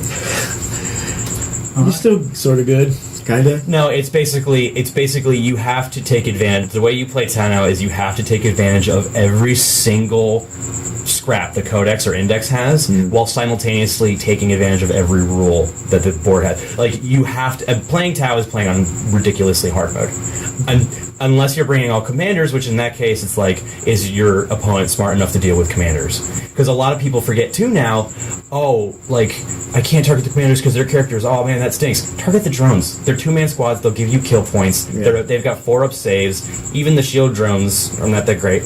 And at the end of the day, you're whittling away models.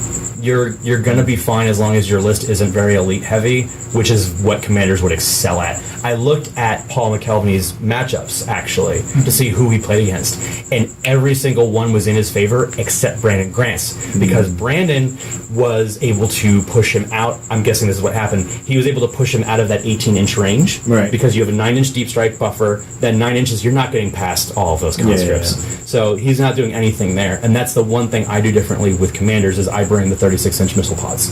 Okay. Because I want the range is way more important for TAO than the power, in my opinion. Oh, and to Goraim, we don't have Gavesa anymore. Half of our Forge World stuff got erased.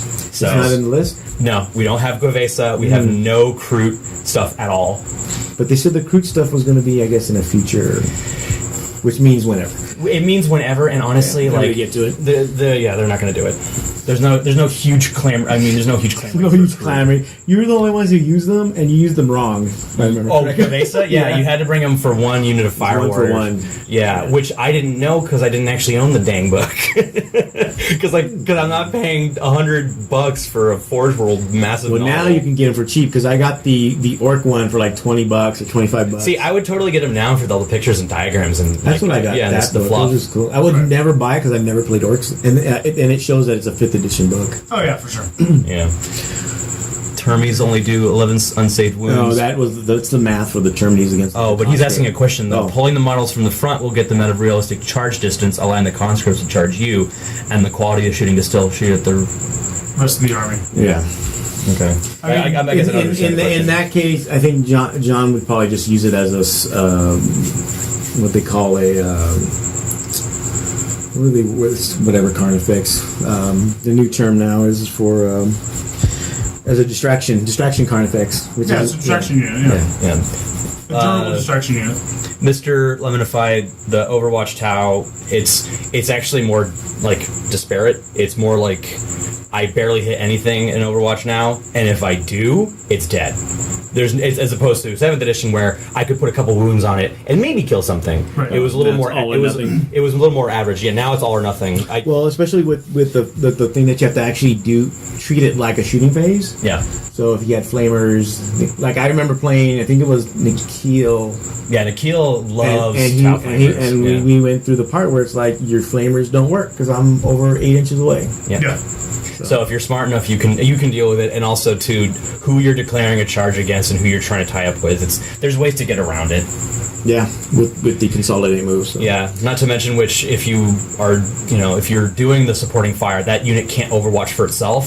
So maybe you bait a unit to do support fire, but then you end up charging that unit because that's the one you actually wanted to get. Sure. So whether you make it or not. Yeah, so you have one that sacrifices itself to a bunch of commanders, let's say, but they all support fire and maybe kill it, yay, but you actually wanted to get to that commander because now you can wrap around and assault everybody because they can't support fire again. Nice. think we'll call it. Yeah. We'll call it a night. Don't forget, everybody, we do have the merchandise, dice, tokens, shirts. Just go to our tfgradio.com, click on the merchandise tab, and just go from there. We do have the Patreon page. Just look for TFG Radio. Even $1. Run about that way. Yeah, $1 a day is $365. It's not $1 a day, but thanks. I'm just saying. I'm assuming you're pledging that. So, hey, I'll take it up front also. I was your biggest backer for a while. I know. Also don't forget that we will put this up on YouTube. We'll put this on iTunes. Subscribe to both if you can. Leave a review. Someone actually left a review a couple days ago. Thank you. So leave a review on iTunes for us. It helps with I don't even know how they do the metrics and stuff. And as someone who works a desk job, if you work a desk job and you're allowed to listen to music, it helps the day go by so much. It really does. No, seriously. Like, I mean, there are days where it's like, thank God the episode just got released today. Yeah. So the episode should drop probably in the next day or two. Yeah. On iTunes. So we'll get that up as soon as possible. Also, don't forget the Facebook page. It's always we put the announcements there when we're doing the Twitch stream. I think we just worked out. It's going to be more of a regular thing, probably every 2 weeks. Yeah. I'm also doing more interviews. I did not get the interview with Pablo. That's too bad. Because he had to help set up for BAO. I'm assuming it was for personal reasons, but I'm paranoid like that. I will try to get that for them this week, so we'll have it up for maybe next week. What's the interview going to be about? Most likely BAO wrap up. Okay, cool. With him personally, and then we'll probably talk about LVO because LVO, even though SoCal Open's coming up, LVO just came on sale. LVO just went on sale, and although a lot of the narrative and some of the events are sold out, the 40K Champ's still up. Some of the other events are still fast. up. So make sure you go to there to check it out. We'll be the judges there once again. Come to the judges table, say hi. Oh, I did want to note, we wore our shirts all weekend. Someone did come up and pretend to stab me in the front. That's with awesome. their measuring tool. That is fantastic. I told you guys earlier, but the best comment I get was somebody came up to me and goes, "Are you Salty John from TFG Radio?" I go, "Yeah, because I got the TFG Radio shirt on." And he looks at me and goes, "You're taller than I thought you would be." I said, "Would you think I was like a salty midget?" He was like, "Yeah." You could be on a step stool right now. I'm not going to lie. Not on a step stool right now. Yeah, I'm saying you could be. He's wearing disco pumps. As I walk this way. Disco pumps. Oh my God. So, he's got flair and height. If you have any questions, send us a message. Also, if you just want us to check anything out or have any other questions that you're burning to ask, can't wait till the next Twitch stream. Yeah, well, and hey, the TFG Radio on the podcast. Facebook page, when you go to the TFG Radio, it says very responsive. We are very responsive. Yeah, so Yes. And by we, I mean him. Yeah. Not doing much right now. Except everything. Edifying the minds of people is what you're doing. Speaking truth. There's different ways to contact us. So there's lots of ways. We're more than happy to talk with you guys. So other than that, anything else? Nope. Any final words? Nope. All right. That was Adam's way of saying we'll no, you don't. Signing off.